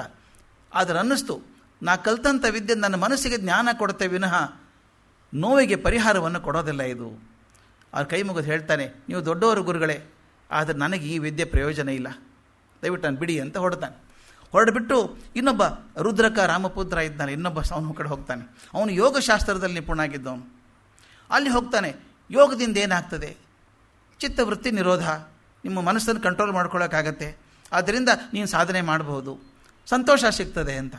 ಅವನು ಹೇಳಿದಷ್ಟು ಅವ್ನು ಸಂತೋಷಕ್ಕೆ ಬರಲಿಲ್ಲ. ನಾನಿಲ್ಲಿ ದುಃಖದ ಕಾರಣ ಹುಡುಕಬೇಕಾಗಿದೆ, ನನಗೆ ಆ ದುಃಖಕ್ಕೆ ಔಷಧಿ ಹುಡುಕಬೇಕಾಗಿದೆ. ಅಲ್ಲಿ ಒಂದು 3 ತಿಂಗಳು 4 ತಿಂಗಳು ಕಲಿತ, ಬಹಳ ವೇಗವಾಗಿ ಕಲಿಯೋದನ್ನೆಲ್ಲ. ಆಮೇಲೆ ಇದು ನನಗೆ ಪ್ರಯೋಜನ ಇಲ್ಲ ಅಂತ ಹೊರಟ. ಇದು ದಯವಿಟ್ಟು ಗಮನಿಸಬೇಕಾದದ್ದು, ಅಧ್ಯಾತ್ಮ ಮಾರ್ಗದಲ್ಲಿ ಬಹಳ ಮುಖ್ಯವಾದದ್ದು. ಗುರು ಒಂದು ಹಂತದವರೆಗೆ ಮಾತ್ರ ಮಾರ್ಗದರ್ಶನ ಮಾಡಬಲ್ಲರು, ಆಮೇಲೆ ನಿಮ್ಮ ಹಾದಿ ನೀವೇ ಕಂಡ್ಕೋಬೇಕು. ಅದಕ್ಕೆ ಹೇಳ್ತಾರೆ, ಗುರು ಪುಸ್ತಕ ಇದ್ದ ಹಾಗೆ, ಮಾರ್ಗದರ್ಶನ ಮಾಡುತ್ತೆ, ನಿಮ್ಗೆ ಹಾದಿ ತೋರಿಸಲ್ಲ. ಗೈಡ್ ಇದ್ದ ಹಾಗೆ, ಟೂರಿಸ್ಟ್ ಗೈಡ್ ಇದ್ದ ಹಾಗೆ. ಟೂರಿಸ್ಟ್ ಗೈಡ್ನಲ್ಲಿ ಮ್ಯಾಪ್ ಕೊಟ್ಟಿರ್ತಾರೆ, ಇಲ್ಲಿ ಹೋದರೆ ಇದೆ, ಇಲ್ಲಿಂದ ಇಲ್ಲಿ ಹೋದರೆ ಹೆಂಗಿದೆ, ಇಲ್ಲಿ ಹೋದರೆ ಜಾಗ ಇದೆ ಅಂತ ಹೇಳ್ತಾರೆ, ನಿಮ್ಮನ್ನೇ ಕರ್ಕೊಂಡು ಹೋಗಲ್ಲ ಅದು. ಗುರುಗಳು ಮಾರ್ಗದರ್ಶನ ಮಾಡ್ತಾರೆ, ಆದರೆ ಹಾದಿಯನ್ನು ನಡೆಸಬೇಕಾದದ್ದು ಇವರೇನೆ. ಆತ ಅಂದ್ಕೊಂಡ, ಗುರುಗಳು ಬೇಡ, ಇನ್ನು ನಾನೇ ಮಾಡ್ತೀನಿ. ತಾನು ತಿಳಿದ್ವಿ ಅಪ್ಪ ನೋಡ್ದ, ಈ ದೇಹ ಇದೇನು ಪ್ರಯೋಜನ ಇಲ್ಲ ದೇಹ. ಅವನು ಅಂದ್ಕೊಂಡದ್ದು ಅದು ದಂಡಿಸ್ಬೇಕಿದೆನ, ದಂಡಿಸಿದಾಗ ಮನಸ್ಸು ಬಿಗಿಗೆ ಬರ್ತದೆ ಅಂತ ಶುರು ಮಾಡಿದ. ತಾನೇ ಕಂಡುಕೊಂಡಂಥ ವಿಧಾನ ಅದು. ದೇಹದಂಡನೆ ಶುರು ಮಾಡಿದ. ಒಂದು ದಿವಸ ಅಲ್ಲ ಸ್ವಾಮಿ, ಸುಮಾರು 6 ವರ್ಷ ಏನು ದೇಹ ದಂಡಿಸಿದ ದೇಹ ಅಂದರೆ ತನ್ನ ವೈರಿಯನ್ನು ಹಾಕಿ ದಂಡಿಸ್ಬಿಟ್ಟ.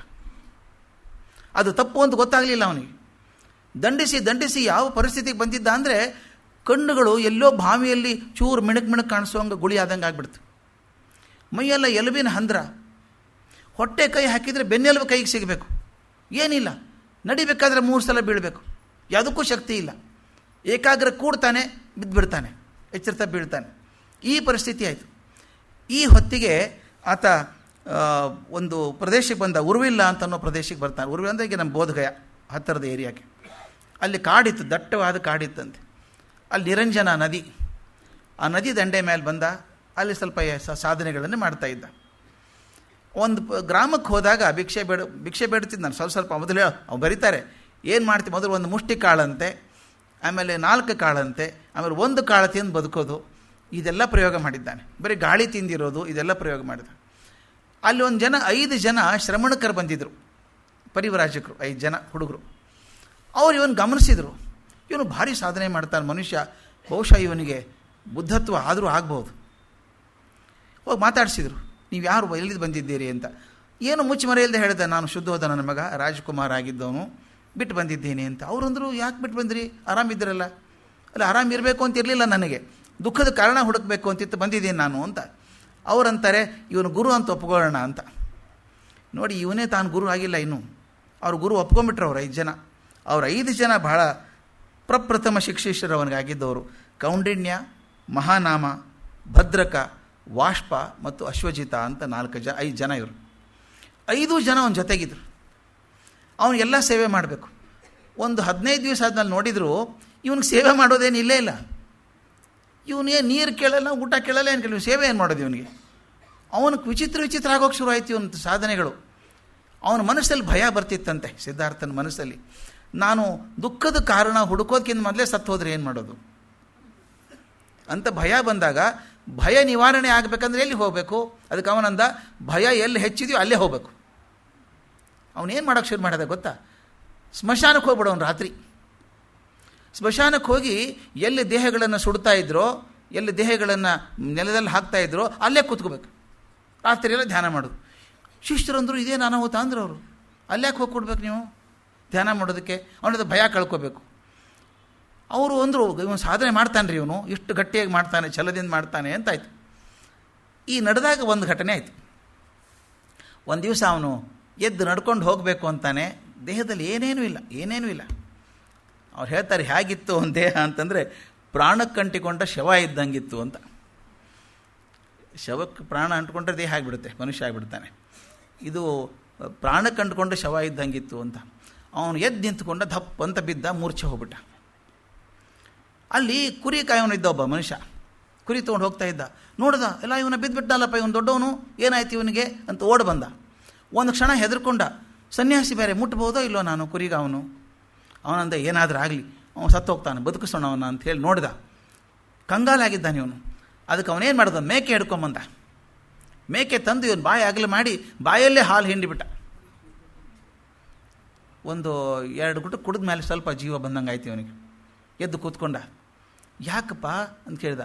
ಇಲ್ಲ, ನನಗೇನೋ ಗೊತ್ತಾಗ್ತದೆ, ಏನೋ ಸ್ವಲ್ಪ ಹಾಲು ಕೊಡಪ್ಪ ನನಗೆ ಅಂತ. ಇನ್ನು ಸ್ವಲ್ಪ ಹಾಲು ಇಸ್ಕೊಂಡು ಕುಡ್ದ. ಸ್ವಲ್ಪ ಜೀವ ಮರಳಿ ಬಂದಂಗೆ ಅನ್ನಿಸ್ತು.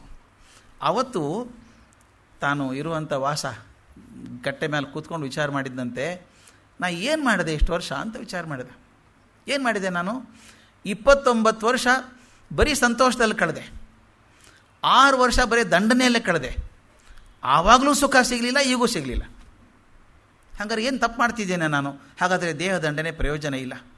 ಅವನು ಹೇಳ್ತಾನೆ, ದೇಹ ಅಂದರೆ ಒಂದು ವೀಣೆ ಇದ್ದ ಹಾಗೆ.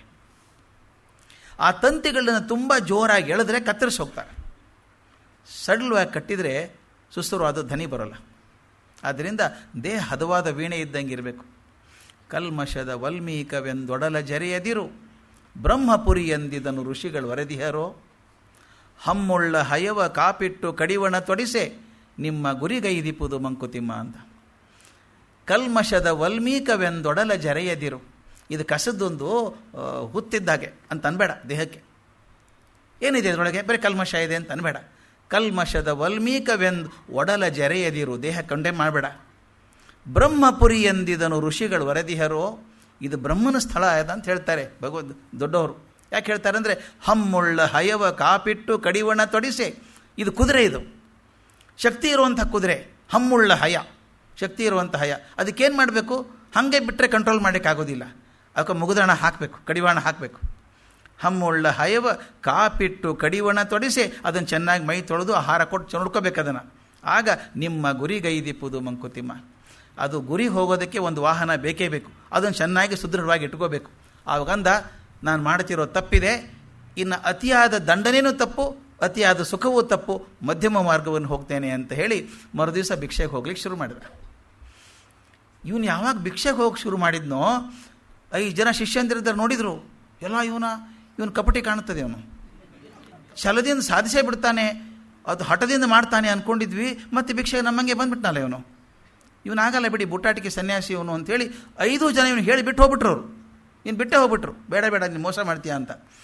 ಇವನಿಗೊಂದು 2 ದಿವಸ ಸ್ವಲ್ಪ ಇದಾಯಿತು, ಯಾರೂ ಇಲ್ಲ ನನ್ನ ಜೊತೆಗೆ ಅನ್ನಿಸ್ತು, ಒಂದು ರೂಢಿ ಆಗಿಬಿಡ್ತು ಅವನಿಗೆ. ಹೀಗಿದ್ದಾಗ ಅವ್ರು ಹೋಗ್ಬಿಟ್ರು. ಒಂದು ದಿವಸ ಅಂದ, ನಿರಂಜನ ನದಿಯಲ್ಲಿ ಸ್ನಾನ ಮಾಡ್ತಾನೆ. ಎಷ್ಟು ಚಂದ ಬರೀತಾರೆ ಅಂದರೆ ಅದನ್ನು, ನದಿಯಲ್ಲಿ ಸೆಳವಿಲ್ಲ, ನೀರು ಜಾಸ್ತಿ ಇಲ್ಲ, ಆದರೆ ಇವನ ದೇಹ ಎಷ್ಟು ಹಗರ ಆಗಿಬಿಟ್ಟಿದೆ ಅಂದರೆ ಬೆಂಡ್ ಆದಂಗೆ ಆಗಿದೆ. ಸ್ನಾನಕ್ಕೆ ಹೋದ, ಮುಣುಗ್ದ, ಆ ನೀರಿನ ಪ್ರವಾಹಕ್ಕೆ ಸೆಳ್ಕೊಂಡು ಹೋಗ್ಬಿಡ್ತು. ಸಾಯ್ತೀನಿ ಅನಿಸ್ಬಿಡ್ತು. ಗಾಬರಿಯಾಗಿ ಹಿಂಗೆ ಕೈ ಚಾಚಿದ, ಯಾವುದೋ ಒಂದು ಗಿಡದ ಬೇರು ಸಿಕ್ಬಿಡ್ತು ಕೈಯಲ್ಲಿ. ಅಂಥದ್ದು ಆಳ ನೀರಲ್ಲ ಅದು, ಹಿಡ್ಕೊಂಡ್ಬಿಡ್ತು, ಬೇರೆ ಹಿಡ್ಕೊಂಡ. ಆಗ ಒಂದು ಕ್ಷಣದಲ್ಲಿ ತನ್ನ ಇಡೀ ಜೀವನ ಕಣ್ಮುಂದೆ ಬಂತು ಅವನಿಗೆ, ತನ್ನ ಬಾಲ್ಯದಿಂದ ಇಲ್ಲಿವರೆಗೂ ವಿಚಾರ ಮಾಡಿದ. ಇಷ್ಟು ವರ್ಷ 35 ವರ್ಷ ಆಗೋಗಿ ಬಂತು, ನನಗೆ ಜ್ಞಾನ ಸಿಗಬೇಕು ಅಂತ ಒದ್ದಾಡ್ತಾ ಇದ್ದೀನಿ. ಬಹುಶಃ ನಾನು ಹಾದಿ ತಪ್ಪಿ ಬೇರೆ ಹಾದಿಗೆ ಹೋಗ್ತಾ ಇದ್ದೀನಿ, ನನಗೇನು ಬೇಕೋ ಅದು ಗೊತ್ತಾಗ್ತಾ ಇಲ್ಲ. ನಾನು ಹುಡುಕ್ತೀನಿ ಬೇರೆ ಇನ್ನು. ದೇಹದಿಂದ ಆಗೋ ಕೆಲಸ ಅಲ್ಲ ಇದು. ನೋಡಿ ಎಷ್ಟು ಚಂದ ಅದು ಹೇಳೋದು, ದೇಹದಿಂದ ಆಗೋದಲ್ಲ ಇದು, ಇದನ್ನು ಬೇರೆ ಮಾಡಬೇಕು, ನಾನು ಧ್ಯಾನದಿಂದ ಮಾಡಬೇಕು ಅಂತ ಹೇಳಿ ಸ್ನಾನ ಮಾಡಿ ಎದ್ದು ಬಂದವನು ಆ ಬೋಧಿ ವೃಕ್ಷದ ಕೆಳಗೆ ಕೂತ್ಕೊಂಡ, ಅರಳಿ ಮರದ ಕೆಳಗೆ ಕೂತ್ಕೊಂಡು ಹೇಳಿದ, ಇವತ್ತು ನನಗೆ ಜ್ಞಾನೋದಯ ಆಗೋ ತನಕನೂ ನಾನು ಹೇಳೋದಿಲ್ಲ. ನನ್ನ ಮೂಳೆಗಳ ಪುಡಿ ಪುಡಿಯಾಗಿ ಬಿದ್ದರೂ ಅಡ್ಡಿ ಇಲ್ಲ, ಚರ್ಮ ಉದುರಿ ಹೋದರೂ ಅಡ್ಡಿ ಇಲ್ಲ, ನಾನು ಹೇಳೋಲ್ಲ ಇಲ್ಲಿಂದ ಅಂತ ಹೇಳಿ ಕಣ್ಣು ಮುಚ್ಕೊಂಡು ಕೂತ್ಕೊಂಡ. ಆಗ ಅಲ್ಲೊಬ್ಬ ಹೆಣ್ಮಗಳು ಬರ್ತಾಳೆ. ಆಕೆ ಹೆಸರು ಸುಜಾತ ಅಂತ. ಅದಕ್ಕೆ ಬುದ್ಧ ಧರ್ಮದಲ್ಲಿ ಸುಜಾತ ಭಾಳ ದೊಡ್ಡ ಹೆಸರು. ಅಲ್ಲಿ ಜನಕ್ಕೆ ನಂಬಿಕೆ ಏನಂದರೆ ವೃಕ್ಷ ದೇವತೆಗಳು ಅಂತ ನಂಬ್ಕೋತಾರೆ. ಮರಕ್ಕೆ ದೇವತೆಗಳು, ಹರಕೆ ಹೊತ್ಕೋಬೇಕು ಅಂತ. ಈಗಾದ್ರೆ ನಮಗೆ ಕೆಲವು ಕಡೆ ಪದ್ಧತಿ ಇದೆ, ವಿದುರಾಶ್ವತ್ಥಕ್ಕೆ ಹೋದರೆ ಆ ಗಿಡಕ್ಕೆ ಏನೋ ಬೇಡ್ಕೋಬೇಕು, ಕಟ್ಟಬೇಕು, ಕಟ್ಕೊಂಬಂದರೆ ಬೇಡಿಕೆ ಇದ್ದದೆಲ್ಲ ಆಗ್ತದೆ ಅಂತೆಲ್ಲ ಇರ್ತದಲ್ಲ. ಹಾಗೆ ವೃಕ್ಷ ದೇವತೆಗಳು ಅಂತ ನಂಬಿಕೆ. ಅಲ್ಲಿ ಹುಡುಗಿಗೆ ಮದುವೆ ಆಗೋದಿಲ್ಲ ಅಂದರೆ ವೃಕ್ಷ ದೇವತೆಗೆ ಬೇಡ್ಕೋಬೇಕು, ಮದುವೆ ಆಗ್ತದೆ ಅಂತ. ಹಂಗೆ ಈ ಹುಡುಗಿ ಸುಜಾತ ಬೇಡ್ಕೊಂಡಿದ್ಲಂತೆ. ಆಕೆ ಮದುವೆ ಆಯಿತು. ಆದಮೇಲೆ ತನ್ನ ಹರಕೆ ತೀರಿಸ್ಕೋಬೇಕಲ್ಲ, ವೃಕ್ಷ ದೇವತೆಗೆ ಪ್ರಸಾದ ಕೊಡಬೇಕು, ನೈವೇದ್ಯ ತರಬೇಕು ಅಂತ ಹೇಳಿ ದೊಡ್ಡ ಬಟ್ಟಲು ತುಂಬ ಪಾಯಸ ಮಾಡ್ಕೊಂಬಂದಿದ್ದಾಳೆ. ಆಕೆ ಬರೋ ಹೊತ್ತಿಗೆ ಸಾಯಂಕಾಲ ಆಗಿಬಿಟ್ಟಿದೆ. ಸುಮಾರು 5-6 ಗಂಟೆ ಆಗಿರ್ಬೇಕು ಸಾಯಂಕಾಲ. ಬುದ್ಧ ಕೂತಿದ್ದಾನೆ ಮರದ ಕೆಳಗೆ ಕಣ್ಣು ಮುಚ್ಕೊಂಡು. ಆಕೆ ಬಂದು ನೋಡ್ತಾಳೆ, ಅವನ ಮುಖದಲ್ಲಿ ಒಂದು ವಿಶೇಷವಾದಂಥ ಅಲೌಕಿಕ ಕಾಂತಿ ಇದೆ. ಆಕೆ ಹೇಳ್ತಾಳೆ, ವೃಕ್ಷ ದೇವತೆ ನಾನು ಬರೀ ವೃಕ್ಷದಲ್ಲಿ ನೋಡ್ತಾ ಇದ್ದೆ, ಮನುಷ್ಯ ರೂಪದಲ್ಲಿ ಬಂದುಬಿಟ್ಟಿದೆ ಇವತ್ತು ವೃಕ್ಷ ದೇವತೆ ಅಂತ. ನೀ ದೇವತೆನಾ ಅಂತ ಕೇಳಿದ್ಲು. ಈತ ಏನೂ ಮಾತಾಡಲಿಲ್ಲ. ಆಕೆ ಹೇಳಿದ್ದು, ನಾನು ಹರಕೆ ತೀರಿಸ್ಕೊಳಕ್ಕೆ ಬಂದಿದ್ದೀನಿ, ತಗೋ ಇದನ್ನು ಅಂತ ಕೊಟ್ಲು. ಬುದ್ಧ ಕಣ್ಣು ತೆಗೆದ. ಪಾಯಸ ಕೊಡ್ತೀಯಾ? ಕೊಡಮ್ಮ ಭಿಕ್ಷೆ ಅಂದ. ಆಕೆ ಅಷ್ಟೇ, ಭಿಕ್ಷೆ ಅಲ್ಲ ನೈವೇದ್ಯ ಅಂದ್ಲಕ್ಕೆ. ಅವನು ಹೇಳಿದ, ನಿನ್ನ ನೈವೇದ್ಯ ನನಗೆ ಭಿಕ್ಷೆ ಅದು ಕೊಡು ಅಂತ ಇಸ್ಕೊಂಡು ಆತ ಮೊಟ್ಟ ಕಡೆದು ಬುದ್ಧ ಆಗೋದಕ್ಕಿಂತ ಮೊದಲು ತೆಗೆದುಕೊಂಡಂಥ ಪ್ರಸಾದ ಅಂದರೆ ಅದು ಪಾಯಸ, ಸುಜಾತ ಕೊಟ್ಟಂಥ ಪಾಯಸ. ಅದಾದಮೇಲೆ ಅವನಿಗೆ ಸಮೃದ್ಧಿ ಆದದ್ದು. ಆದ್ದರಿಂದ ಪ್ರಸಾದ ತೊಗೊಂಡ, ಪಾಯಸ ಕುಡ್ದ, ಕಳಿಸಿದ ಆಕೆನ. ಆಮೇಲೆ ಕೂತ್ಕೊಂಡು ವಿಂಚೆ ಮಾಡೋಕ್ಕೆ ಶುರು ಮಾಡಿದ. ನಿಧಾನ ಧ್ಯಾನಕ್ಕೆ ಇಳಿದ. ಅದು ಧ್ಯಾನದ ಸೊಗಸೇ ಬೇರೆ. ಆಳಕ್ಕೆ ಇಳಿದಾಗಲೇ ಅದರ ಖುಷಿ ಗೊರ್ಥ ಆಗೋದು. ಒಳಗೆ ಹೋದಾಗ ಅವನ ವಿಚಾರ ಸರಣಿ ಸರಿಯಾಗಿ ಬರೋಕ್ಕೆ ಶುರು ಆಯಿತು. ಮನಸ್ಸು ಹತೋಟಿಗೆ ಬಂತು. ದುಃಖಕ್ಕೆ ಏನು ಕಾರಣ ಹಾಗಾದರೆ? ಮನುಷ್ಯ ಬರೀ ದುಃಖ ಕಾಣ್ತಿತ್ತು ಹೊರತಾಗಿ ದುಃಖದ ಕಾರಣ ಕಾಣಿಸ್ತಿರ್ಲಿಲ್ಲ. ಒಂದೊಂದೇ ಹುಡ್ಕೋದ, ಇದಾದರೆ ಆಗ್ತದ, ಇದಾದರೆ ಕಾರಣ ಆಗುತ್ತಾ, ಇದಕ್ಕೆ ಕಾರಣ ಆಗುತ್ತಾ ಅಂತ ಹುಡ್ಕೊಂಡು ಹೋದ. ವಿಚಾರ ಸರಣಿ ಹೇಗೆ ಬಂತು ಅಂದರೆ ಸರ ಬರ್ತಾಯಿತ್ತು ಉತ್ತರ ಎಲ್ಲ ಕಣ್ಣಿಗೆ. ಯಾವುದೋ ಒಂದು ಕ್ಷಣದಲ್ಲಿ ಆತನ ಮನಸ್ಸು ಪೂರ್ತಿ ನಿರಮ್ಮಳ ಆದಂಗೆ ಆಗ್ಬಿಡ್ತು. ಯಾರಿಗೆ ಅನುಭವ ಆಗಿದೆಯಲ್ಲ ಗೊತ್ತಿಲ್ಲ. ನೀರಲ್ಲಿ ಮುಳುಗಿಬಿಡ್ತೇವೆ, ಸರಿಯಾಗಿ ಬರಲ್ಲ ಅಂತ ಇಟ್ಕೊಳ್ಳಿ. ನೀರಲ್ಲಿ ಮುಣಿದ ಉಸಿರುಗಟ್ಟಿ ಬಿಡ್ತದೆ. ಸತ್ತೇ ಹೋಗ್ತೀನಿ ಅಂತ ಅನ್ನೋ ಪ್ರಸಂಗ ಬಂದಾಗ ಆ ಕ್ಷಣಕ್ಕೆ ನೀವು ಮೇಲೆ ಬರ್ತೀರಲ್ಲ ಗಾಳಿಯಿಂದ, ಅದು ಏನು ಸುಖ ಸಿಗ್ತದೆ, ನಿರಮ್ಮಳ ಆಗಿ ಆತಪ್ಪ ಮುಗಿದ ಕ್ಷಣ ಪಾರಾದೆ ನಾನು ಅಂತನೋ ಹಾಗಾಗ್ಬಿಡ್ತಂತೆ ಅವನಿಗೆ. ಒಂದೇ ಸಲ ತನ್ನ ಮನಸ್ಸು ಪೂರ್ತಿ ಖಾಲಿ ಆಯಿತು ಅನಿಸ್ಬಿಡ್ತಂತೆ. ಇದನ್ನು ಭಾಳ ಮುಖ್ಯವಾಗಿ ಹೇಳಬೇಕು ನಾನು.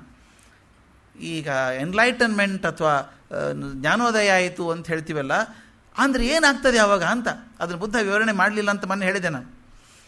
ಆ ಮನುಷ್ಯ ಪೂರ್ತಿ ಖಾಲಿ ಆದಂಗೆ ಅನಿಸ್ಬಿಡ್ತು. ತನ್ನ ಭಾರ ಇಲ್ಲ, ತಾನು ಸಿದ್ಧಾರ್ಥ, ಶುದ್ಧೋಧನನ ಮಗ, ರಾಜನ ಮಗ, ಇದೆಲ್ಲ ಏನು ಅರ್ಥವೇ ಇಲ್ಲ ಅನಿಸ್ಬಿಡ್ತು. ನಾನೊಬ್ಬ ಮನುಷ್ಯ ಇದ್ದಿದ್ದೀನಿ, ದುಃಖವನ್ನು ತೆಗೆಯೋಕೆ ಹೋಗ್ತಿದ್ದೀನಿ, ದುಃಖದ ಹಾದಿ ಹುಡುಕ್ತಾ ಇದ್ದೀನಿ, ಅದಕ್ಕೆ ಪರಿಹಾರ ಹುಡುಕ್ತಾ ಇದ್ದೀನಿ ಅಂದ್ಕೊಂಡು ಹೋದಾಗ ಎಷ್ಟು ಹಗುರಾಗ್ಬಿಡ್ತು ಅಂದರೆ ಅವನಿಗೆ ಯಾವ ನೋವಿಲ್ಲ, ಸಂತೋಷ ಇಲ್ಲ, ದುಃಖ ಇಲ್ಲ. ಒಂದು ಕ್ಷಣ ಆತನಿಗೆ ಅನ್ನಿಸ್ತು ಪೂರ್ತಿ ಖಾಲಿ ಆಗಿದ್ದೀನಿ ಅಂತ. ಮುಂದೆ ಎಷ್ಟೋ ಒಂದು ಬುದ್ಧ ಹೋದ್ಮೇಲೆ 60-70 ವರ್ಷದ ಮೇಲೆ ಒಬ್ಬ ಬುದ್ಧ ಸನ್ಯಾಸಿ ಸುಬುತಿ ಅಂತಿದ್ದ. ಸುಬುತಿ ಅಂತ ಅವನು ಅರ್ಹತ ಆದವನು. ಮುಂದೆ ನಾವು ಕತೆ ಕೇಳ್ತೀವಲ್ಲ ಬುದ್ಧಂದು, ನೀವು ಪಾಲಿ ಭಾಷೆಯಲ್ಲಿ ನೋಡ್ತಾ ಹೋದರೆ ಇವೊಬ್ಬನೇ ಬುದ್ಧ ಅಲ್ಲ, ಇಂಥ ಬುದ್ಧರು ಭಾಳ ಜನ ಬಂದು ಹೋಗಿದ್ದಾರೆ. ಸಂಬುದ್ಧರು ಅಂತ, ಅರ್ಹತರು ಅಂತ ಭಾಳ ಜನ ಬಂದು ಹೋಗಿದ್ದಾರೆ. ಅವ್ರದ್ದು ಎಲ್ಲರದ್ದು ಬರೀತಾರೆ. ಸುಬುತಿ ಅನ್ನೋಬ್ಬನಾದ. ಅವನು ಹೀಗೆ ಧ್ಯಾನ ಮಾಡ್ತಿರ್ಬೇಕಾದ್ರೆ ಅನಿಸ್ಬಿಡುತ್ತಂತೆ ನಾನು ಖಾಲಿ ಆಗಿದ್ದೀನಿ ಅನಿಸ್ಬಿಡುತ್ತಂತೆ. ಮೇಲಿಂದ ಹೂಗಳು ಬೀಳೋಕ್ಕೆ ಶುರು ಆಯ್ತಂತೆ. ಯಾರು ಹೂ ಹಾಕ್ತಾರೆ ಅಂತ ನೋಡ್ದ, ದೇವತೆಗಳ ತಲೆ ಮೇಲೆ ಹೂ ಹಾಕ್ತಾ ಇದ್ರಂತೆ. ಯಾಕೆ, ಏನು ಮಾಡ್ತಾ ಇದ್ದೀರಿ ಅಂತ ಕೇಳ್ದ.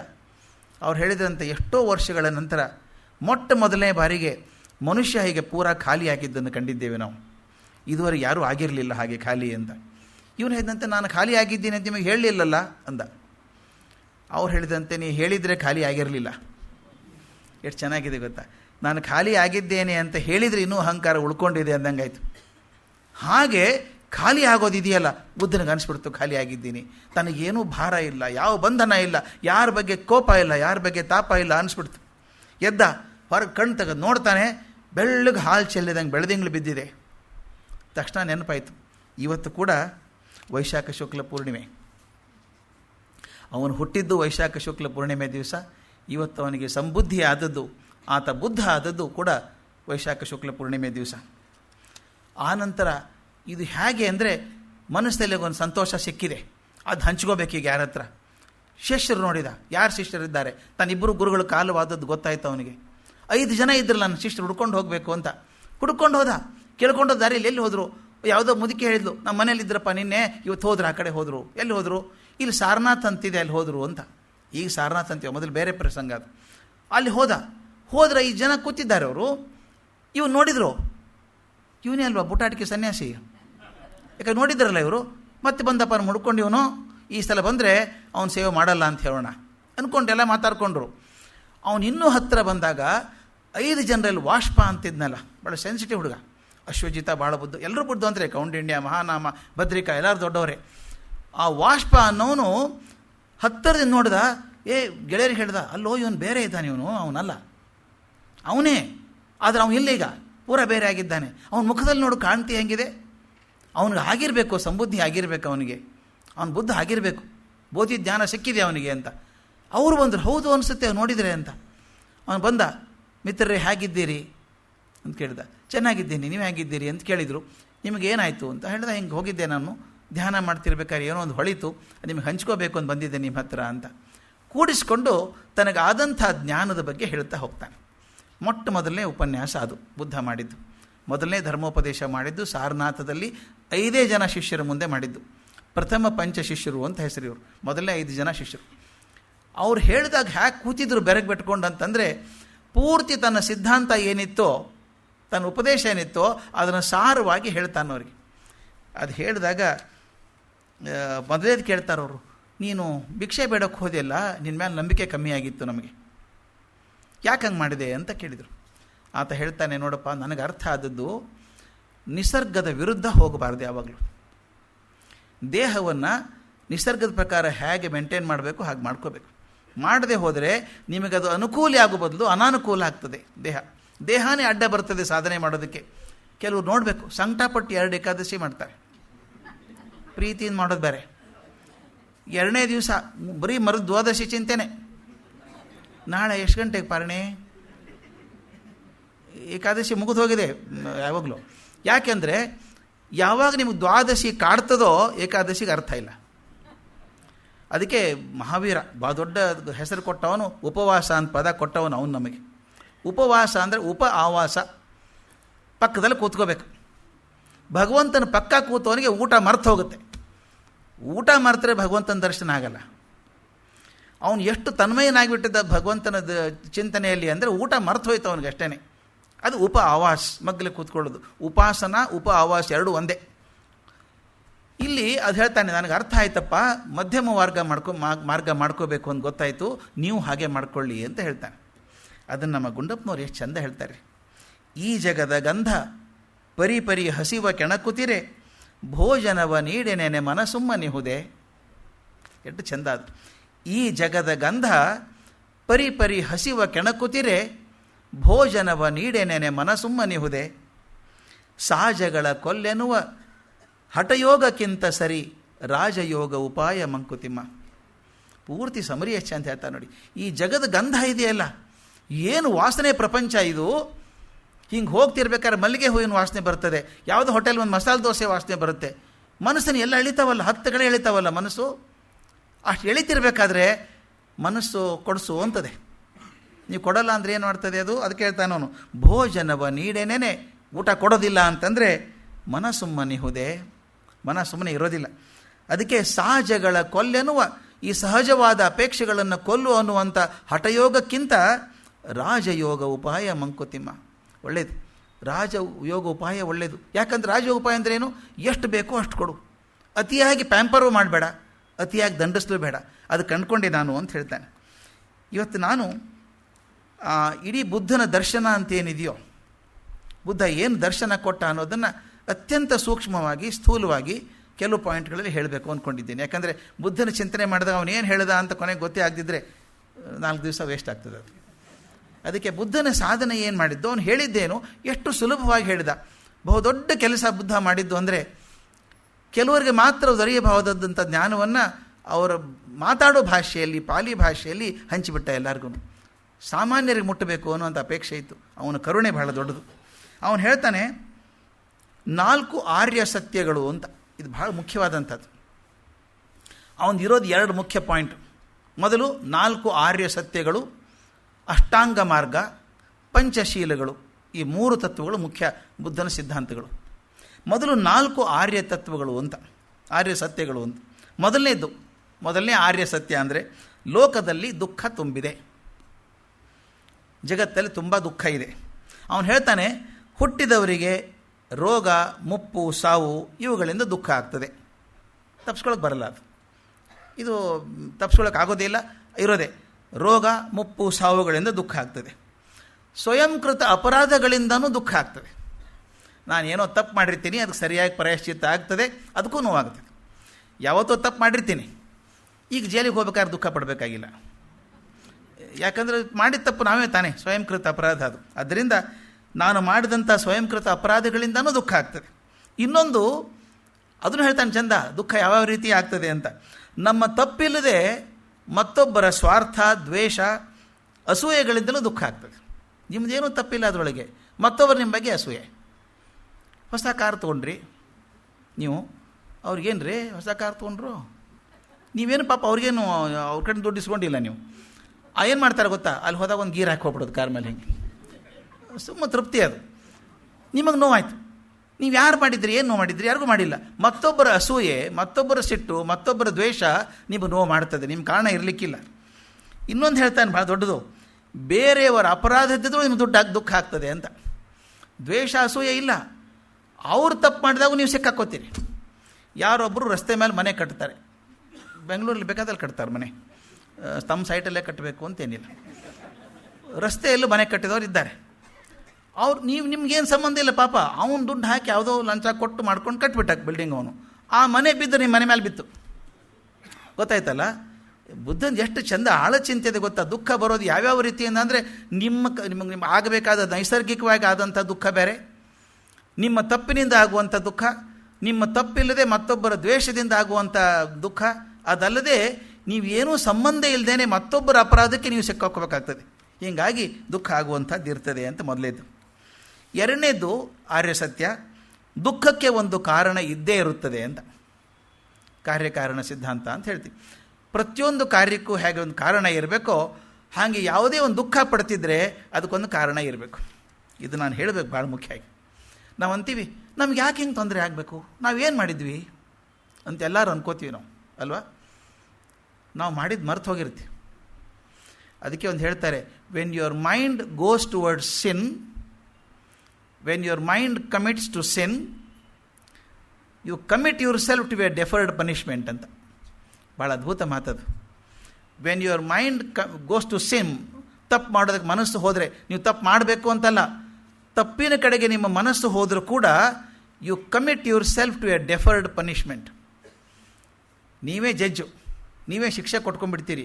ಅದು ಇವತ್ತೇ ಬರ್ಬೋದು, ನಾಳೆ ಬರ್ಬೋದು, 10 ವರ್ಷ ಬಿಟ್ಟು ಬರ್ಬೋದು, 20 ವರ್ಷ ಬಿಟ್ಟು ಬರ್ಬೋದು. ಆಗ 20 ವರ್ಷದಿಂದ ಮಾಡಿದ್ದು ಮರ್ತು ಹೋಗಿರುತ್ತೆ. ನನಗೆ ಯಾಕೆ ಹೆಂಗಾಯಿತು, ನಾನು ಏನು ಮಾಡಿದ್ದೆ, ಮರ್ತು ಹೋಗಿರಬೇಕು. ಅದಕ್ಕೆ ಹೇಳ್ತಾನೆ ಅವನು, ಪ್ರತಿಯೊಂದಕ್ಕೂ ಒಂದು ಕಾರಣ ಇದೆ. ಅವನು ಹೇಳೋದು ಇದು ಭಾಳ ಮುಖ್ಯವಾದಂಥ ಆರ್ಯ ಸತ್ಯ ಅಂತ ಹೇಳ್ತಾನೆ. ನಾವು ಹುಟ್ಟುವುದಕ್ಕೂ ಕೂಡ ಆಸೆ ಕಾರಣ. ಬದುಕಿನಲ್ಲಿ ಹಲವು ರೀತಿಯ ಆಸೆಗಳೇ ದುಃಖಕ್ಕೆ ಕಾರಣವಾಗ್ತವೆ. ಆಸೆಯೇ ದುಃಖಕ್ಕೆ ಕಾರಣ. ಇದು ಭಾಳ ಎರಡನೇದು ಸತ್ಯ ಅವನು. ನಾವು ಎಲ್ಲಿವರೆಗೂ ಆಸೆ ಇದೆಯೋ ಅಲ್ಲಿವರೆಗೂ ದುಃಖ ಬರೋದು ಗ್ಯಾರಂಟಿ. ಎಲ್ಲಿ ಆಸೆ ಇಲ್ವೋ ಅಲ್ಲಿ ಬರೋಲ್ಲ. ಮೂರನೇದು ಭಾಳ ಮುಖ್ಯ. ಮೂರನೇ ಸತ್ಯ, ಆ ದುಃಖವನ್ನು ಕೊನೆಗಾಣಿಸಲು ಸಾಧ್ಯ ಇದೆ. ಇದು ಭಾಳ ಆಸೆ ಕೊಡುವಂಥದ್ದು. ದುಃಖ ಕೊನೆಗಾಣಿಸಲಿಕ್ಕೆ ಸಾಧ್ಯ ಇದೆ ಅಂತ ಹೇಳ್ತಾನೆ. ಅವನು ಹೇಳ್ತಾನೆ, ಹುಟ್ಟುವುದಕ್ಕೆ ಆಸೆ ಕಾರಣ. ಆಸೆಗಳಲ್ಲಿದ್ದರೆ ಹುಟ್ಟೋ ಇಲ್ಲ, ಹುಟ್ಟದೇ ಇದ್ದರೆ ರೋಗ ಮುಪ್ಪು ಸಾವು ಬರೋದಿಲ್ಲ. ಅಂದರೆ ಆಸೆಗಳನ್ನು ಗೆದ್ದರೆ ಮಾತ್ರ ದುಃಖ ನಿವಾರಣೆ ಆಗ್ತದೆ. ಸುಲಭ ಸ್ವಾಮಿ ಹೇಳೋದು ಇದನ್ನು. ಆಸೆ ಪಡಬೇಡ್ರಿ, ದುಃಖ ಆಗಲ್ಲ. ಕರೆಕ್ಟ್, ನಮಗೂ ಗೊತ್ತಿದೆ ಅದು. ಆದರೆ ಮುಂದಿನ ಮಾತು ಹೇಳ್ತಾನೆ ಅವನು, ಆಸೆಯನ್ನು ಗೆಲ್ಲೋದು ಹೇಗೆ ಅಂತ. ಅದು ಮುಖ್ಯ ಭಾಳ ಹೇಳ್ತಾನೆ. ಅದು 4ನೇದ್ದು, ದುಃಖವನ್ನು ಕೊನೆಗಾಣಿಸಲು ದಾರಿ ಇದೆ ಎಂಬುದೇ 4ನೇ ಸತ್ಯ. ಯಾವ ದಾರಿ ಅದು? ಆ 4ನೇದನ್ನು ವಿವರಣೆಗಾಗಿ ಅವನು ಅಷ್ಟಾಂಗ ಮಾರ್ಗ ಅಂತ ಹೇಳಿದ. ಯಾವ ಮಾರ್ಗದಲ್ಲಿ ಹೋದರೆ ನಮ್ಮ ಆಸೆಗಳನ್ನು ನಿಗ್ರಹ ಮಾಡ್ಬೋದು. ಪೂರ್ತಿ ತ್ಯಾಗ ಮಾಡೋದು ನಾವು ಸಂಬುದ್ಧಿ ಆಗಿಬಿಡ್ತೀವಿ, ಅವಾಗ ಬುದ್ಧರಾಗ್ಬಿಡ್ತೀವಿ. ಆದರೆ ನಿಗ್ರಹ ಮಾಡೋಕ್ಕೆ ಸಾಧ್ಯ ಇದೆಯಾ, ಎಷ್ಟು ಸಾಧ್ಯತೆ ಮಟ್ಟಿಗೆ ನಿಗ್ರಹ ಮಾಡೋಕ್ಕೆ ಸಾಧ್ಯ ಇದೆಯಾ ಅಂತ ಹೇಳಿ ಅಷ್ಟಾಂಗ ಮಾರ್ಗ ಅಂತ ಕೊಡ್ತಾನೆ. 4ನೇ ಆರ್ಯ ಸತ್ಯಕ್ಕೆ ವಿವರಣೆಯಾಗಿ ಬರುವಂಥದ್ದು ಈ ಅಷ್ಟಾಂಗ ಮಾರ್ಗ. ಅಷ್ಟಾಂಗ ಮಾರ್ಗ ಯಾವುದದು? ಮೊದಲನೇದು ಸಮ್ಯಕ್ ದೃಷ್ಟಿ ಅಂತ. ಸಮ್ಯಕ್ ದೃಷ್ಟಿ ಅಂದರೆ ನನ್ನ 4 ಆರ್ಯ ಸತ್ಯಗಳನ್ನು ಏನು ಹೇಳಿದ್ದಾನೆ ಅದರ ಸ್ಪಷ್ಟ ಕಲ್ಪನೆ ನಮಗಿರಬೇಕು.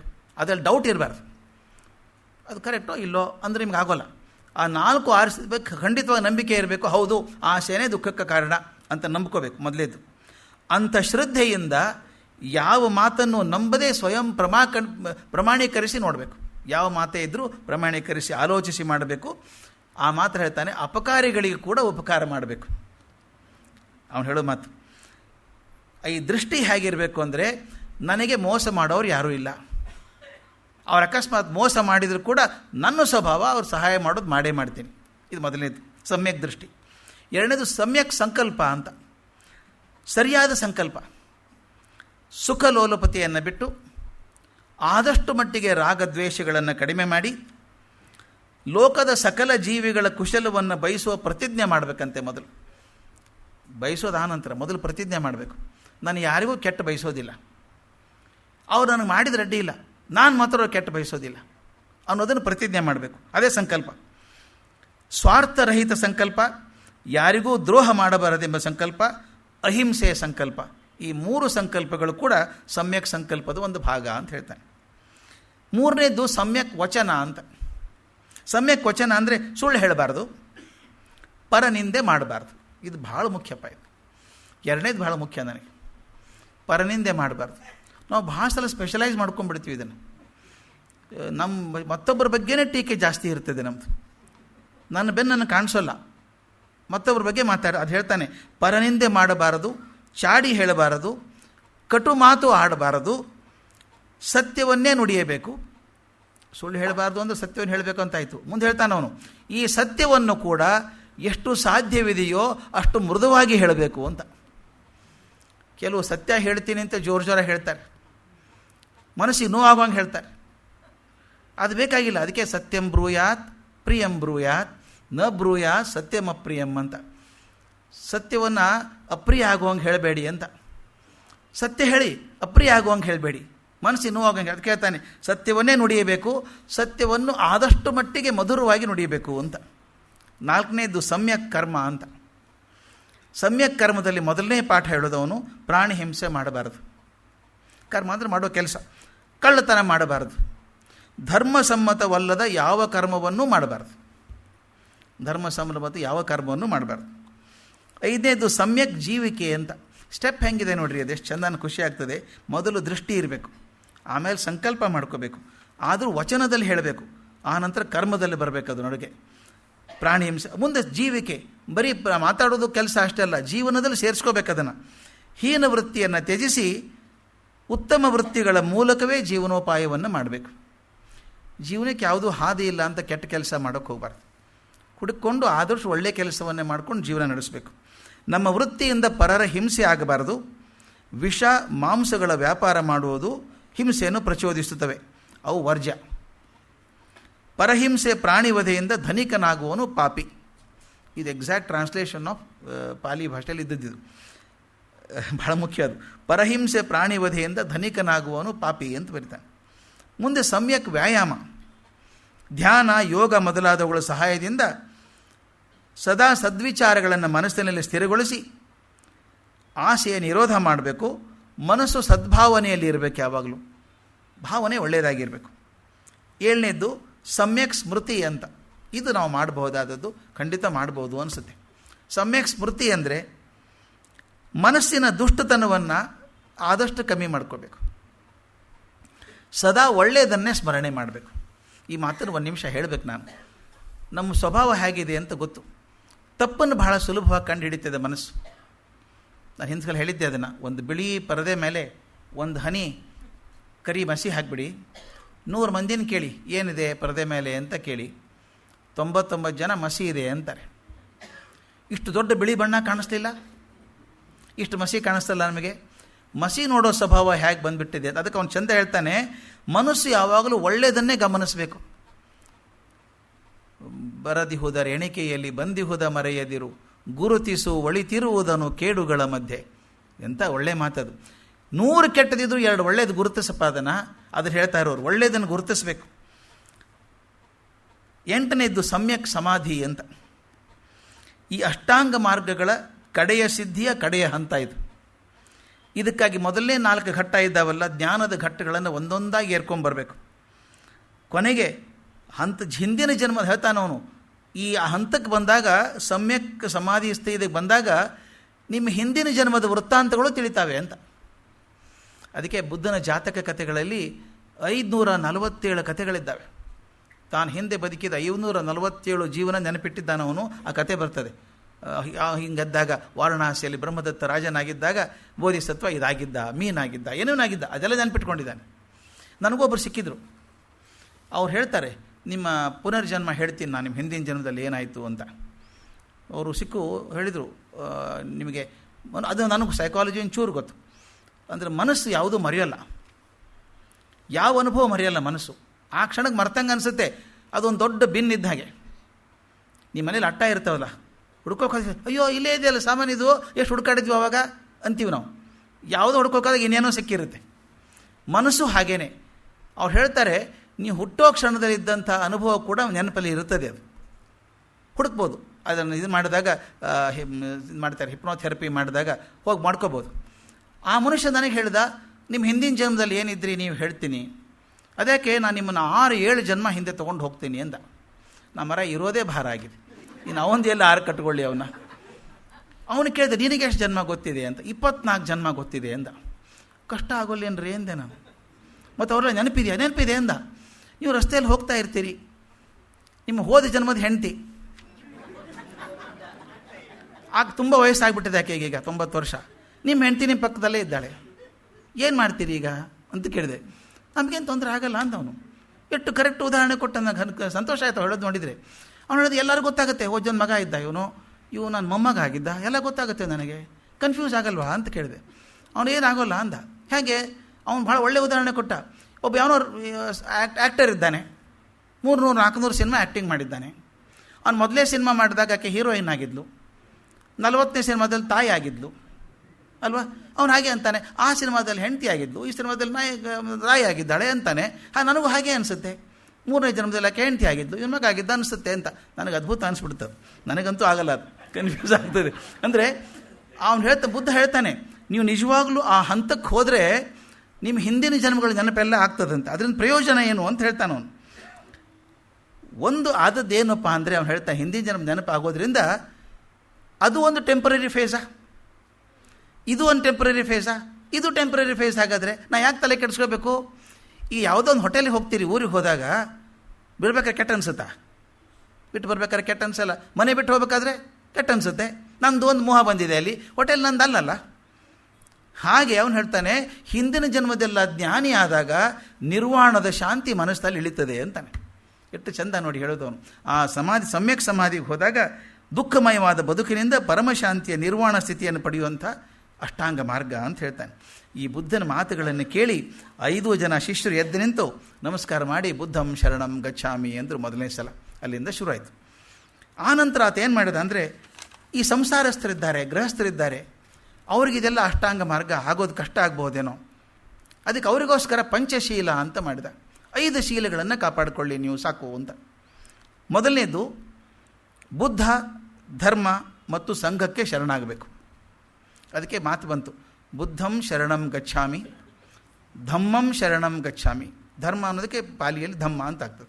ಧಮ್ಮಂ ಶರಣಂ ಗಚ್ಛಾಮಿ, ಕೊನೆಗೆ ಸಂಘಂ ಶರಣಂ ಗಚ್ಛಾಮಿ. ಬುದ್ಧಂ, ಧಮ್ಮಂ, ಸಂಘಂ ಶರಣಂ ಗಚ್ಛಾಮಿ. ಈ 3ಕ್ಕೂ ನೀವು ಶರಣಾಗಬೇಕು ಮೊದಲು. ಯಾಕೆ ಮಾತು ಹೇಳ್ತಾನೆ ಅಂದರೆ, ಗುರುಗಳಲ್ಲಿ ಪೂರ್ತಿ ಶರಣಾಗತಿ ಆಗಲಾರದೆ ನಿಮಗೆ ಜ್ಞಾನ ಸಿಕ್ಕೋಕ್ಕೆ ಸಾಧ್ಯ ಇಲ್ಲ. ಗುರುಗಳಿಗೆ ಗೊತ್ತಿದೆಯಾ ನಿಜವಾಗ್ಲೂ ಅಂತ ನಿಮ್ಮ ಸಂಶಯ ಇದ್ದರೆ, ಗುರುಗಳು ಹೇಳಿದ್ದು ನಾಟಲ್ಲ. ಇದು ಡಾಕ್ಟ್ರ್ ಔಷಧಿ ಕೊಟ್ಟಂಗೆ, ಈ ಔಷಧಿ ಸರಿನೋ ಏನಪ್ಪ ಅಂದರೆ ಔಷಧಿ ನಾಟಲ್ಲ ಅಂತ. ಹಾಗೆ 3 ನಂಬಿಕೆ ಇರಬೇಕು. 2ನೇದು ಸಿಂಪಲಾಗಿ ಹೇಳೋದು, ಪ್ರಾಣಿ ಹತ್ಯೆ ಮಾಡಬಾರದು, ಪ್ರಾಣಿ ಹಿಂಸೆ ಮಾಡಬಾರದು 2ನೇದು. 3ನೇದು, ತನ್ನದಾದ ಅಥವಾ ತಾನು ತೆಗೆದುಕೊಳ್ಳಬಹುದಾದ ವಸ್ತುವನ್ನು ಮಾತ್ರ ತೆಗೆದುಕೊಂಡು ಪರರ ವಸ್ತುವನ್ನು ಮುಟ್ಟಬಾರದು. ನಿಮ್ಮದು ಅಲ್ಲದ ವಸ್ತುವನ್ನು ಯಾವುದು ಮುಟ್ಟಬೇಡಿ. 3ನೇದು. 4ನೇದು, ಸದ್ಯ ಸತ್ಯವನ್ನೇ ನುಡಿಬೇಕು, ಪರನಿಂದೆ ಮಾಡಬೇಡಿ, ಕುಹಕ ವಂಚನೆ ಮಾತು ಬೇಡ. 5ನೇದು, ಬ್ರಹ್ಮಚರ್ಯ ಪಾಲನೆ ಮತ್ತು ಮಾದಕ ವಸ್ತುಗಳ ಸೇವನೆ ಮಾಡದಿರುವುದು. ಇದನ್ನು ಒತ್ತಿ ಹೇಳಬೇಕು 21ನೇ ಶತಮಾನದಲ್ಲಿ. ಮಾದಕ ವಸ್ತುಗಳ ಸೇವನೆ ಮಾಡದೇ ಇರೋದು. ಈ 5 ಸಾಕಪ್ಪ, ಗೃಹಸ್ಥರಿಗೆ ಇಷ್ಟು ಮಾಡಿಕೊಂಡ್ರೆ ಸಾಕು, ನಮ್ಮ ಜೀವನ ಶುದ್ಧ ಆಗ್ತದೆ ಅಂತ ಹೇಳಿದ. ಆ ನಂತರ 5 ಜನ ಶಿಷ್ಯರು ಇವರೆಲ್ಲ ಹೊರಟು ಇನ್ನು ಬೇಕಾದ ಜನ ಶಿಷ್ಯರು ಸಿಗ್ತಾರಲ್ಲ ದಾರಿಯಲ್ಲಿ. 3 ಜನ ಸಿಕ್ಕರವರಿಗೆ, ಭಾರಿ ವಿದ್ವಾಂಸರಲ್ಲಿ ಅವರು ಇರುವಾಗ. ಉರುವೇಲ ಕಶ್ಯಪ, ನದಿ ಕಶ್ಯಪ ಮತ್ತು ಗಯಾ ಕಶ್ಯಪ ಅಂತ 3 ಜನ ಅಂತಂಬಂದರು, ಜಟಾಧಾರಿಗಳು. ಅವ್ರ ಗುರುಗಳು ಭಾರಿ ಪ್ರಸಿದ್ಧರಾಗಿದ್ದವರು. ಅವರು ವಾದ ವಿವಾದ ಮಾಡಿದರು, ಬುದ್ಧನ ಹತ್ರ ಬಂದರು. ಆತ ತುಂಬ ಸುಲಭದಲ್ಲಿ ಅವ್ರು ಏನೇನು ಕಲ್ತಿದ್ರು ಅದನ್ನು ತನ್ನ ಭಾಷೆಯಲ್ಲಿ ಹೇಳಿದ. ಆ 3 ಜನನೂ ತಾವು ಕಲ್ತಂಥ ಮಾರ್ಗವನ್ನು ಬಿಟ್ಟು ಇವನ ಶಿಷ್ಯರಾದರು. ಅವರ ಹಿಂದೆ ಒಂದೇ ಸಲ 1000 ಜನ ಶಿಷ್ಯರು ಬಂದ್ಬಿಟ್ರು. ಇದು ಕಷ್ಟ ಆಗಿಬಿಡುತ್ತೆ. ಸನ್ಯಾಸಿಗಳಿಗೆ ದೊಡ್ಡ ಮಠ ಸಿಕ್ಕಿಬಿಟ್ರೆ ಮಠ ನಿಭಾಯಿಸೋದೇ ಕಷ್ಟ ಆಗಿ ಹೋಗುತ್ತೆ. ಆಮೇಲೆ ಧ್ಯಾನ ಪೂಜೆ ಬೇರೆ. 1000 ಜನ ಶಿಷ್ಯರು ಬಂದಾಗ ಏನು ಮಾಡಬೇಕೀತ?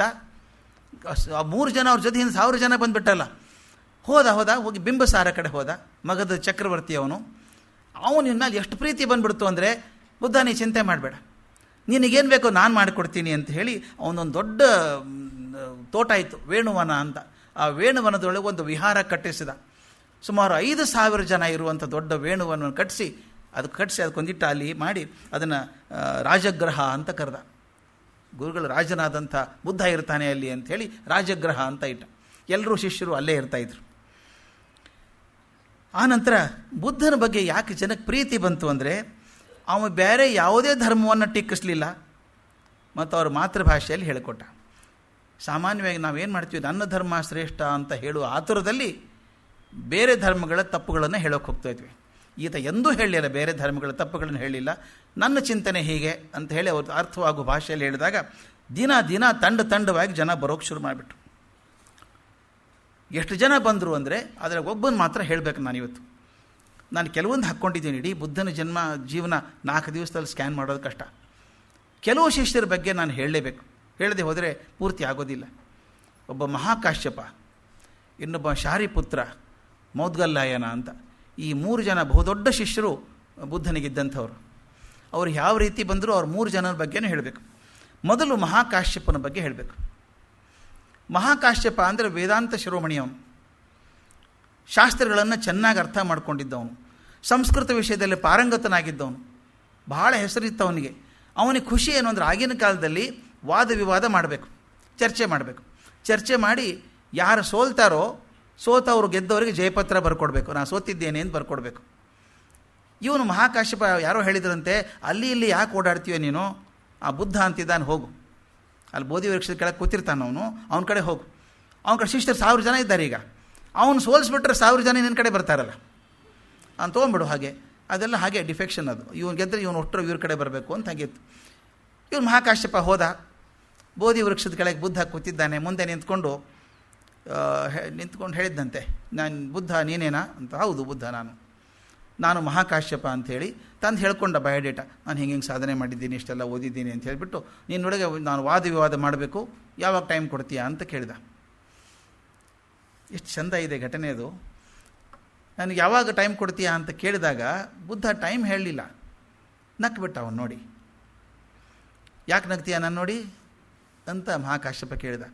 ಏನಿಲ್ಲ, ಏನೋ ನೆನಪಾಯ್ತಪ್ಪ, ಅದಕ್ಕೆ ನಗೆ ಬಂತು. ಏನು ನೆನಪಾಯಿತು? ನಾನು ಸ್ವಲ್ಪ ವರ್ಷಗಳ ಹಿಂದೆ ನಾನು ಒಂದು ಕಡೆ ಚಾತುರ್ಮಾಸ್ಯಕ್ಕೆ ಕೂತ್ಕೊಂಡಿದ್ದೆ. 4 ತಿಂಗಳು ಎಲ್ಲೂ ಹೋಗಲ್ಲ, ಒಂದೇ ಊರಲ್ಲಿ ಇರಬೇಕಲ್ಲ. ಒಂದು ಹಳ್ಳಿಯಲ್ಲಿದ್ದೆ. ಆ ಹಳ್ಳಿ ಪಕ್ಕದಲ್ಲೇ ದೊಡ್ಡ ಗುಡ್ಡ, ಪರ್ವತ. ದಿನ ಊರಿನ ಜನ ಎಲ್ಲ ತಮ್ಮ ಹಸುಗಳನ್ನು, ಮೇಕೆಗಳನ್ನು, ಪ್ರಾಣಿಗಳನ್ನೆಲ್ಲ ಅಲ್ಲಿ ಮೇಯೋದಕ್ಕೆ ಅಲ್ಲೇ ಬಿಡ್ತಾಯಿದ್ರು, ಗುಡ್ಡದ ಮೇಲೆ ಬಿಡ್ತಾಯಿದ್ರು. ಆ ಊರಿನ ತುದಿಗೆ ಒಂದು ಮನೆ, ಆ ಮನೆಯೆಲ್ಲ ಮುದುಕ. ಅವನ ಮನೆ ಮುಂದೆ ಕಟ್ಟೆ ಮೇಲೆ ಕೂಡ್ತಿದ್ದ ದಿನ. ಬೆಳಗ್ಗೆ ಹಸುಗಳೆಲ್ಲ ಹೋಗ್ತಾವಲ್ಲ ಗುಡ್ಡಕ್ಕೆ ಮೇಯೋದಕ್ಕೆ, ಕೂತ್ಕೊಂಡು ಎಣಿಸ್ಬೇಕು, ಎಷ್ಟು ಹಸು ಹೋಯ್ತು, ಎಷ್ಟು ಹೋರಿ ಹೋಯ್ತು, ಎಷ್ಟು ಎತ್ತು ಹೋಯ್ತು, ಎಷ್ಟು ಕುರಿ ಹೋಯ್ತು, ಎಷ್ಟು ಮೇಕೆ ಹೋಯ್ತು, ಎಲ್ಲ ಬರ್ಕೋಬೇಕು. ಸಾಯಂಕಾಲ ಬರ್ತಾವಲ್ಲ ವಾಪಸ್ಸವು, ಅದು ಬರ್ಕೊಳ್ಳೋನು. ಎಲ್ಲ ಹಸು ಬಂತ, ಎಲ್ಲ ಎತ್ತು ಬಂತ ಅಂತ ಬರ್ಕೊಳ್ಳೋನು.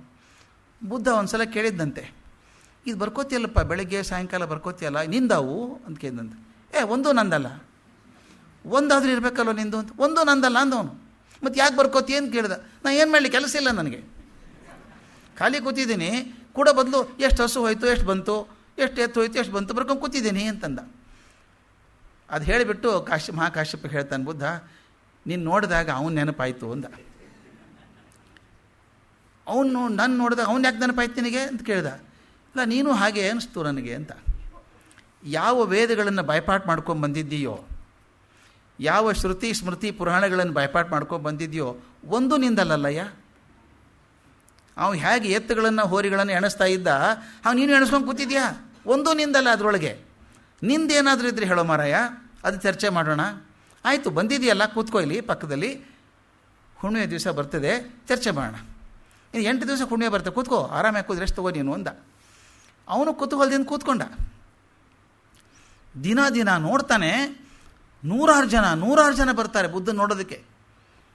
ಇವನು ಏನು ಮಾತಾಡ್ತಾನೆ ಅವ್ನು ಗೊತ್ತೇ ಆಗಲ್ಲ. ಅವ್ರು ಬರ್ತಾರೆ, ಹಳ್ಳಿ ಜನ ಬರ್ತಾರೆ, ನಮಸ್ಕಾರ ಮಾಡ್ತಾರೆ, ಕಣ್ಣಲ್ಲಿ ನೀರು ಸುರಿಸ್ತಾರೆ, ನಮ್ಮ ಆಶೀರ್ವಾದ ಆಯಿತು, ಒಳ್ಳೇದಾಯಿತು, ದೊಡ್ಡದಾಯಿತು ಅಂತ ಹೋಗ್ತಾರೆ. ಒಬ್ಬ ಮನುಷ್ಯ ಬಂದ, ದೇವರಿದ್ದಾನ ಅಂತ ಕೇಳ್ದ. ಇದ್ದಾನೆ ಅಂದ ಬುದ್ಧ. ನಮಸ್ಕಾರ ಮಾಡ್ದ, ಹೋದ. ಇನ್ನೊಬ್ಬ ಬಂದ, ದೇವರಿಲ್ಲ ಅಂತ ಅನ್ಸುತ್ತಲ್ಲ ಅಂದ. ದೇವರಿಲ್ಲ ಅಂದ ಇವನು. ಅವನು ನಮಸ್ಕಾರ ಮಾಡಿ ಹೋದ. 3ನೇದು ಬಂದ, ದೇವರಿದ್ದಾನೋ ಇಲ್ಲೋ ಅಂತ ಕೇಳ್ದ. ನನಗೂ ಗೊತ್ತಿಲ್ಲ, ನೀನೇ ಹುಡುಕು ಅಂದ. ಅವನು ಹೋದ. ಇವನು ಕೇಳ್ದ, ಏನು ತಮಾಷೆ ಏನ್ರಿ ಇದು ಅಂದವನು.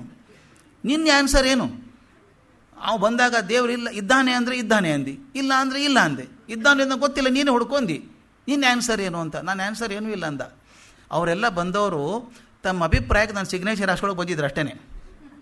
ಅವರೆಲ್ಲ ತಮ್ಮ ಅಭಿಪ್ರಾಯ ತೊಗೊಂಡು ಬಂದಿದ್ದಾರೆ. ಅವರು ಒಬ್ಬನಿಗೆ ಗೊತ್ತಿ ದೇವರಿದ್ದಾನೆ ಅಂತ ನಂಬ್ಕೊಂಡೇ ಬಂದಿದ್ದಾನೆ. ನಾ ಇಲ್ಲ ಅಂದರೆ ಏನಾಗುತ್ತೆ ಗೊತ್ತ ಅವನಿಗೆ? ಇಲ್ವಾ? ಹೇಗೆ ಇಲ್ಲ ಅಂತ ಹೇಳಿ ನೋಡು, ಹೇಗೆ ತೋರಿಸ್ತೀಯ ಅಂತಾನೆ. ಯಾಕೆ ಚರ್ಚೆ? ಅವನ ಮನಸ್ಸಲ್ಲಿ ಶ್ರದ್ಧೆ ಇದ್ದರೆ ಇದ್ದಾನೆ, ಶ್ರದ್ಧೆ ಇಲ್ಲ ಅಂದರೆ ಇಲ್ಲ. ಇಷ್ಟೇ ನೋಡಿ ಎಷ್ಟು ಚೆನ್ನಾಗಿದೆ ಮಾತದು. ನಿಮ್ಮ ಮನಸ್ಸಿನಲ್ಲಿ ಭಗವಂತ ಇದ್ದಾನೆ ಅಂತ ಶ್ರದ್ಧೆ ಆದರೆ ಕಲ್ಲು ಕೂಡ ದೇವರಾಗ್ತದೆ. ಅದೇ ನಮ್ಮ ಪರಂಪರೆ ಹೇಳ್ಕೊಡೋದು. ವಿಗ್ರಹ ಮಾಡಿ ಪೂಜೆ ಮಾಡೋದು ಉದ್ದೇಶ ಅದು. ನಿನಗೆ ಶ್ರದ್ಧೆ ಇದ್ದರೆ ಕಲ್ಲು ಕೂಡ ದೇವರಾಗ್ತದೆ. ಶ್ರದ್ಧೆ ಇಲ್ಲದೆ ಹೋದರೆ ದೇವ್ರು ನಿಂತರೂ ಕಲ್ಲಾಗತ್ತೆ. ಆದ್ದರಿಂದ ಅವ್ರ ನಂಬಿಕೆಯನ್ನು ಹಾಳು ಮಾಡೋ ಮನಸ್ಸಿಲ್ಲ ನನಗೆ ಅಂತ. ಅದನ್ನು ನೋಡ್ದ 100 ಜನ ಬರೋದು, ಪರಿವರ್ತನೆ ಆಗಿ ಕಣ್ಣಲ್ಲಿ ನೀರು ಸುರಿಸ್ತಾರೆ, ಕಾಲು ಮುಟ್ಟು ನಮಸ್ಕಾರ ಮಾಡಿ ಹೋಗ್ತಾರೆ. ಪರಿವರ್ತನೆ ಆಗೋದನ್ನು ಕಂಡ. ಹುಣ್ಣಿಮೆ ದಿವಸ ಬಂತು. ಇವನು ಹೇಳಿದ, ಮಹಾಕಾಶ ಬಾಪ ಚರ್ಚೆ ಮಾಡಬೇಕಂದೆಲ್ಲ, ಅದೇನೋ ಬಾ ಅಂದ. ಅವನು ಎದ್ದು ನಿಂತು ದೀರ್ಘದಂಡ ನಮಸ್ಕಾರ ಮಾಡಿ ಕಾಲು ಹಿಡ್ಕೊಂಡು, ಮಹಾರಾಯ ಚರ್ಚೆ ಮಾಡೋದು ಏನಿಲ್ಲ, ನನ್ನ ಶಿಷ್ಯನನ್ನು ತೊಗೊಂಡ್ಬಿಡು, ನಿನ್ನ ಜೊತೆಗೆ ಬರ್ತೀನಿ ಅಂತ ಹೇಳಿದ. ಆವತ್ತಿನಿಂದ ಮಹಾಕಾಶ್ಯಪ ಬುದ್ಧನ ಶಿಷ್ಯ ಆದ ಅಂತ ಹೇಳ್ತಾರೆ. ಅಂದರೆ ಯಾವಾಗಲೂ ಬುದ್ಧಿ ಪ್ರಧಾನವಾದದ್ದೇನಿದೆಯಲ್ಲ ಅದು ಬಹಳ ಗಟ್ಟಿಯಾಗಿ ಉಳಿಯೋದಲ್ಲ. ಹೃದಯ ಪ್ರಧಾನವಾಗಿದ್ದದ್ದು ಬಹಳ ದಿವಸ ಇರುತ್ತೆ. ನಾವು ಶಿಕ್ಷಣದಲ್ಲಿ ಕೂಡ ಅದೇ ಹೇಳ್ತೀನಿ ನಾನು. Anything that goes to brain goes to a short term memory. Anything that goes to heart goes to a long term memory. ನಾನು ಓದಿದಂಥ ಇಕ್ವೇಷನ್ನು, ಡೆರಿವೇಷನ್ನು ಏನು ಕಲಿತೀನಿ ಕಾಲೇಜಲ್ಲಿ 3 ತಿಂಗಳಲ್ಲಿ ಮರ್ತು ಹೋಗಿರುತ್ತೆ. ನೋಡಿದಂಥ ಸಿನಿಮಾ 10 ವರ್ಷ ನೆನಪಿರುತ್ತೆ. ಯಾಕೆ? 3 ತಾಸು ನೋಡಿದಂಥ ಸಿನಿಮಾ ಉಳ್ಕೊಂಡಿರುತ್ತಲ್ಲ, 2 ವರ್ಷ ಕಲ್ತಂಥ ಸೈನ್ಸ್ ನೆನಪಿಲ್ಲ ನಿಮಗೆ. ಯಾಕೆ? ಇದು ಬುದ್ಧಿಗೆ ಹೋಯ್ತು. ಆದ್ದರಿಂದ ಬುದ್ಧ ಮಾಡಿದ ಉದ್ದೇಶ ಅದು. ಯಾವುದನ್ನು ಹೇಳಬೇಕೋ ಹೃದಯದ ಮೂಲಕ ಹೇಳಬೇಕು ಅಂತ ಹೋದವನು. ಮಹಾಕಾಶ್ಯಪ ಬುದ್ಧಿಗೆ ಹಾಕ್ಕೊಂಡಿದ್ದ. ಅವನಿಗೆ ಅರ್ಥ ಆಯಿತು, ಬುದ್ಧಿ ಕೆಲಸ ಇಲ್ಲ, ಇಲ್ಲಿ ಹೃದಯದ ಕೆಲಸ ಅಂತ. ಎಷ್ಟು ಮಟ್ಟಿಗೆ ಶಿಷ್ಯ ಆಗಿಬಿಟ್ಟ ಮಹಾಕಾಶ್ಯಪ ಅಂತಂದರೆ, ಬುದ್ಧ ಹೇಳಿದ, ನಾನು ಹೋದ ಮೇಲೆ ಗಣದ ನಾಯಕತ್ವ ಮಹಾಕಾಶ್ಯಪನೇ ಉಳಿಸ್ಕೋಬೇಕು. ಅಂಥ ಮಟ್ಟಕ್ಕೆ ಹೋದ ಮನುಷ್ಯ. ಆದರೆ 2 ಭಾಗ ಇದೆ ಕಥೆಯೊಳಗೆ, 2 ರೀತಿ ಕಥೆಗಳಿದ್ದಾವೆ. ನಾನು ಎಸ್ ಕೆ ರಾಮಚಂದ್ರಾಯರು ಬರೆದಂಥ ಪುಸ್ತಕ ಬೋಧಿಯ ಬೆಳಕು ಅಂತ ಒಂದು ಪುಸ್ತಕ ಬರೆದಿದ್ದಾರೆ. ಒಬ್ಬರು ಬೇರೆ ಕೇಳಿದರು ನನಗೆ, ಈ ಪುಸ್ತಕದ ಎಲ್ಲಿ ಸಿಗ್ತವೆ ಡಾಕ್ಯುಮೆಂಟ್ಸ್ ಎಲ್ಲ ಅಂತ. ಅಶ್ವಘೋಷ ಅನ್ನೋನು ಬರೆದ ಪುಸ್ತಕ ಇದೆ. ಅವನು 1ನೇ ಶತಮಾನದಲ್ಲಿ ಬರೆದಂಥದ್ದು. ಅವನು ಕ್ರಿಸ್ತ ಪೂರ್ವದಲ್ಲಿ ಒಂದು ಶತಮಾನನೋ ಅಥವಾ ಕ್ರಿಸ್ತ ಆದಮೇಲೆ ಒಂದು ಶತಮಾನನೋ, ಸ್ವಲ್ಪ ದ್ವಂದ್ವ ಇದೆ. ಸುಮಾರು 1ನೇ ಶತಮಾನದಲ್ಲಿ ಆತ ಬುದ್ಧ ಚರಿತ ಅಂತ ಬರೆದ ಪುಸ್ತಕ, ಬುದ್ಧ ಚರಿತಮ್ ಅಂತ ಬರೆದ, ಸಂಸ್ಕೃತದಲ್ಲಿ ಬರೆದ ಪುಸ್ತಕ ಅದು. ಅದೇ ನಮಗೆ ಮೊದಲು ಸಿಕ್ಕಂಥ ಆಕರ ಗ್ರಂಥ. ಆಮೇಲೆ ಪಾಲಿ ಭಾಷೆಯಲ್ಲಿ ಕೆಲವು ಪುಸ್ತಕಗಳಿದ್ದಾವೆ. ಅಶ್ವಘೋಷನ ಪುಸ್ತಕ ಆಗ್ತದೆ. ಆತ ಕುತೂಹಲದಿಂದ ಓದಬೇಕು ಅನ್ನೋರು ಎಸ್ ಕೆ ರಾಮಚಂದ್ರಾಯರು, ನನ್ನ ಗುರು ಸಮಾನರು, ಅತ್ಯಂತ ಅದ್ಭುತ ಜ್ಞಾನಿಗಳವರು. ಅವರು ಬರೆದಂಥ ಪುಸ್ತಕ ಬೋಧಿಯ ಬೆಳಕು ಅಂತ. ಬೋಧಿಯ ಬೆಳಕು ಅಂದರೆ ಅದು ಇಡೀ ಪೂರ್ತಿ ಜೀವನ ಬರೆದಿಲ್ಲ, ಅಲ್ಲಲ್ಲಿ ಅವನ ಆರ್ಟಿಕಲ್ ಬರೆದದ್ದು, ಜೀವನ ಮ್ಯಾಗಝೀನಿಗೆ ಬರೆದಂಥ ಆರ್ಟಿಕಲ್ ಎಲ್ಲ ಕೂಡಿಸಿ ಒಂದು ಪುಸ್ತಕ ಮಾಡಿದ್ದಾರೆ. ಬಹಳ ಸಂಗ್ರಹಯೋಗ್ಯವಾದಂಥ ಪುಸ್ತಕ, ಅದನ್ನು ಗಮನಿಸ್ಬೋದು ತಾವು. ಅಲ್ಲಿ ಬರುವಾಗ 2 ಥರದ ಕಥೆಗಳು ಬರ್ತಾವೆ ಮಹಾಕಾಶ್ಯಪನ ಬಗ್ಗೆ. ಒಂದು, ಮಹಾಕಾಶ್ಯಪ ಬುದ್ಧನ ಜೀವನದ ಒಂದು ಭಾಗ ಆಗಿಬಿಟ್ಟ. ಪಕ್ಕದಲ್ಲೇ ಕೂತಿರ್ಬೇಕಂತೆ. ಬುದ್ಧನಿಗೆ ನೀರಡಿಕೆ ಆದರೆ ಅವನಿಗೆ ಮೊದಲು ಗೊತ್ತಾಗ್ತಿತ್ತಂತೆ. ನೀರು ಕೊಡ್ರಿ, ಬುದ್ಧನ ನೀರಡಿಕೆ ಆಗಿದೆ, ಹಸಿವೆ ಆಗಿದೆ ಅವನಿಗೆ ಅಂತ ಹೇಳಬೇಕು. ಅಂದರೆ ಜನ ಎಲ್ಲಿಗೆ ಬಂದುಬಿಟ್ರು ಅಂದರೆ ಮಹಾಕಾಶ್ಯಪನ ಕೇಳಿದ್ರೆ ಗೊತ್ತಾಗ್ಬಿಡುತ್ತೆ ಅಂತ. ಒಂದು ದಿವಸ ಶ್ರಾವಸ್ತಿಯಿಂದ ಜನ ಬಂದರು.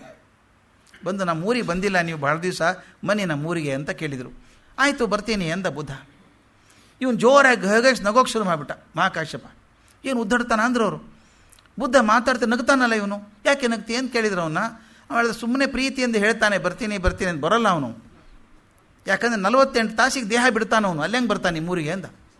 ಅವ್ರಿಗೆ ಗಾಬರಿ, ಅಯ್ಯೋ ಕರ್ಮ, 48 ತಾಸಿಗೆ ದೇಹ ಬಿಡ್ತಾನೆ ಬುದ್ಧ?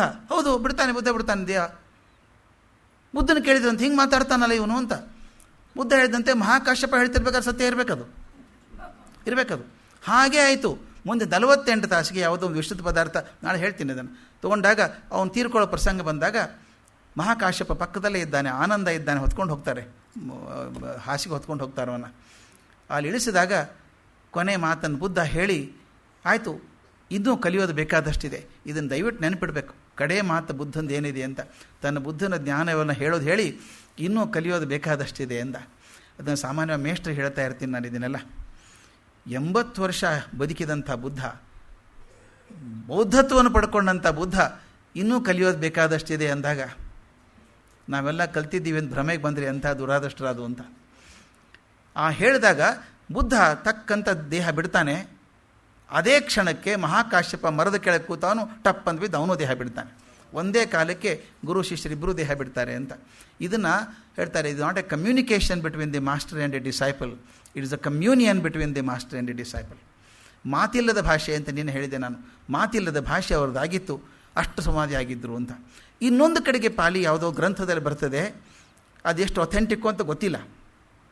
ಅದರ ಪ್ರಕಾರ ಬುದ್ಧ ನಿರ್ವಾಣ ಆದಮೇಲೆ ಮಹಾಕಾಶ್ಯಪನೇ ಸ್ವಲ್ಪ ದಿವಸಗಳವರೆಗೂ ಆತ ಅದು ಗಣನಾಯಕ ಆಗಿ ಅದಕ್ಕೆ ನಾಯಕ ಆಗಿ ನಡೆಸಿದ ಅನ್ನೋ ಮಾತು ಬರ್ತದೆ.